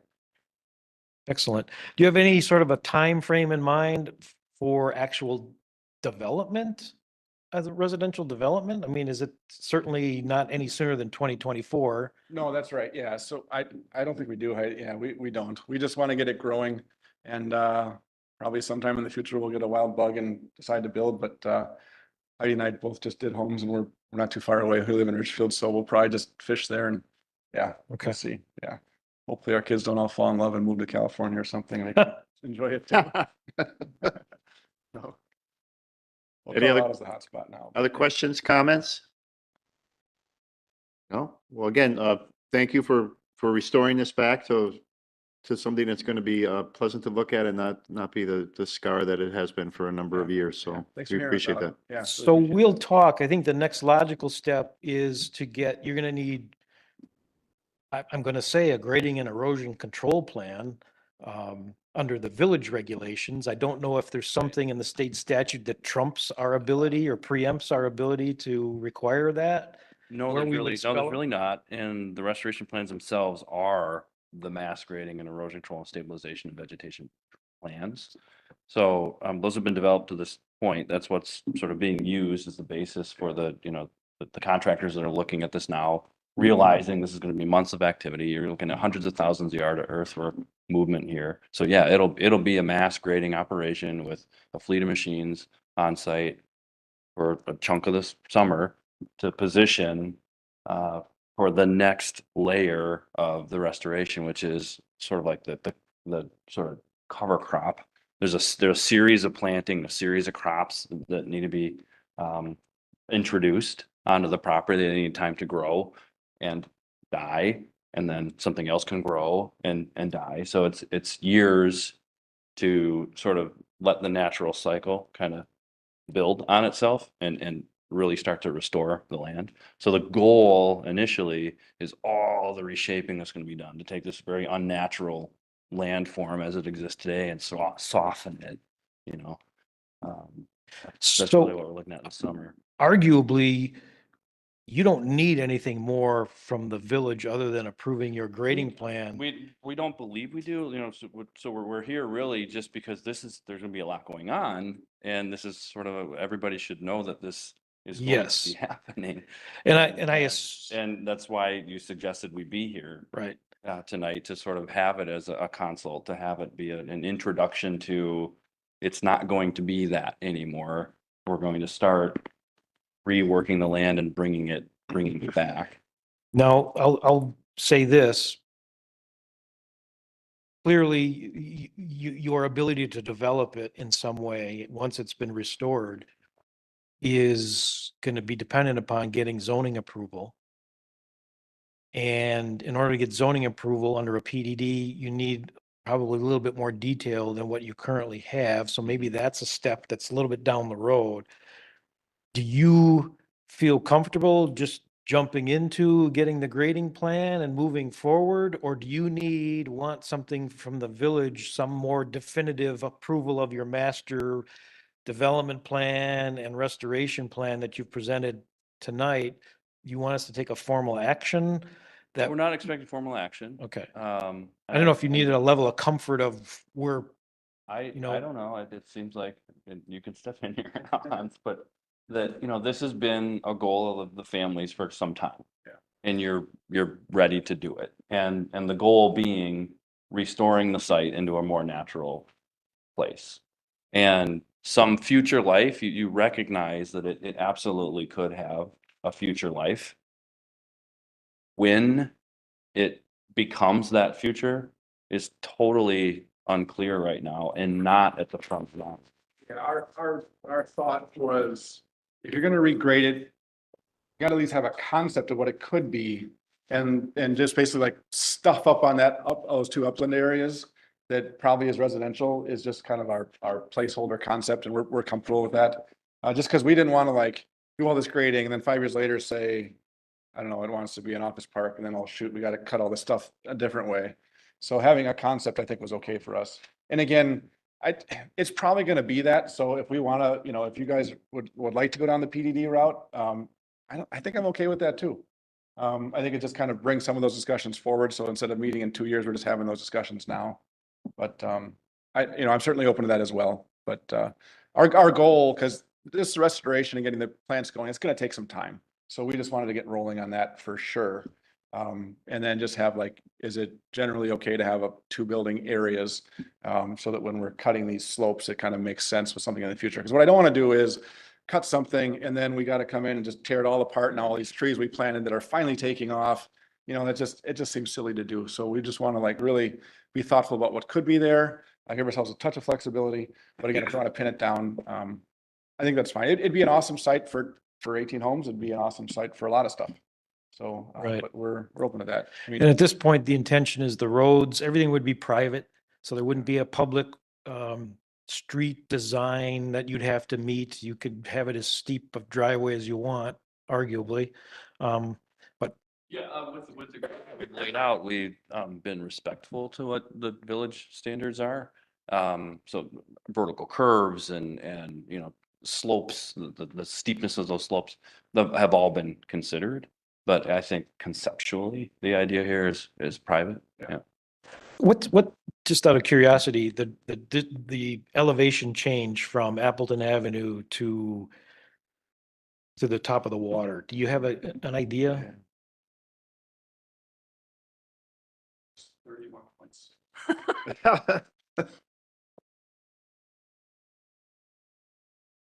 I mean, when you look at this aerial photograph, you can't get a real strong sense of the change in elevation. It's the scale of everything here is unique. So 50 feet. 50 feet? Yes, 1,000 contour out by Appleton, and then when you get down to the 50 feet. So the road, for example, on the north, it's not dropping straight down. I mean, what's the percentage on the grade? Yeah, we have profiles here.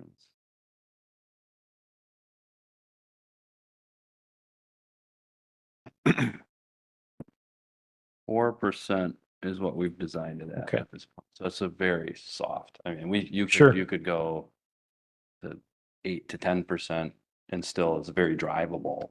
So where we want to be, that also sort of factors into the adjacent property that Hans mentioned and the sort of filling that's happening today to sort of buffer that and create the berming is part of the reason that drive doesn't need to be quite so shockingly.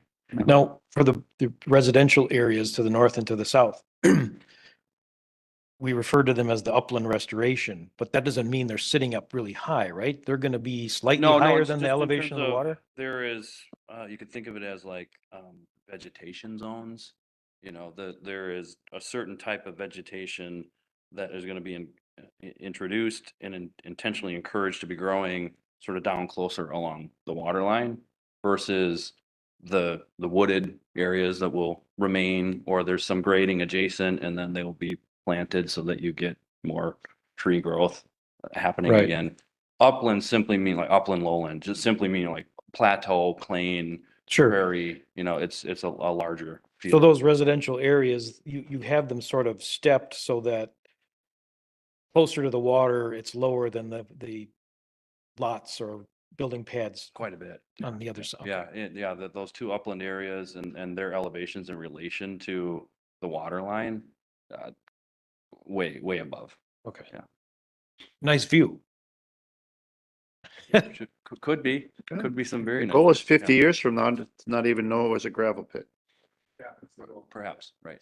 Mhm. All right. Excellent. Thank you. Excellent. Well, thank you for the information, and we look forward to seeing you in the future. Yep.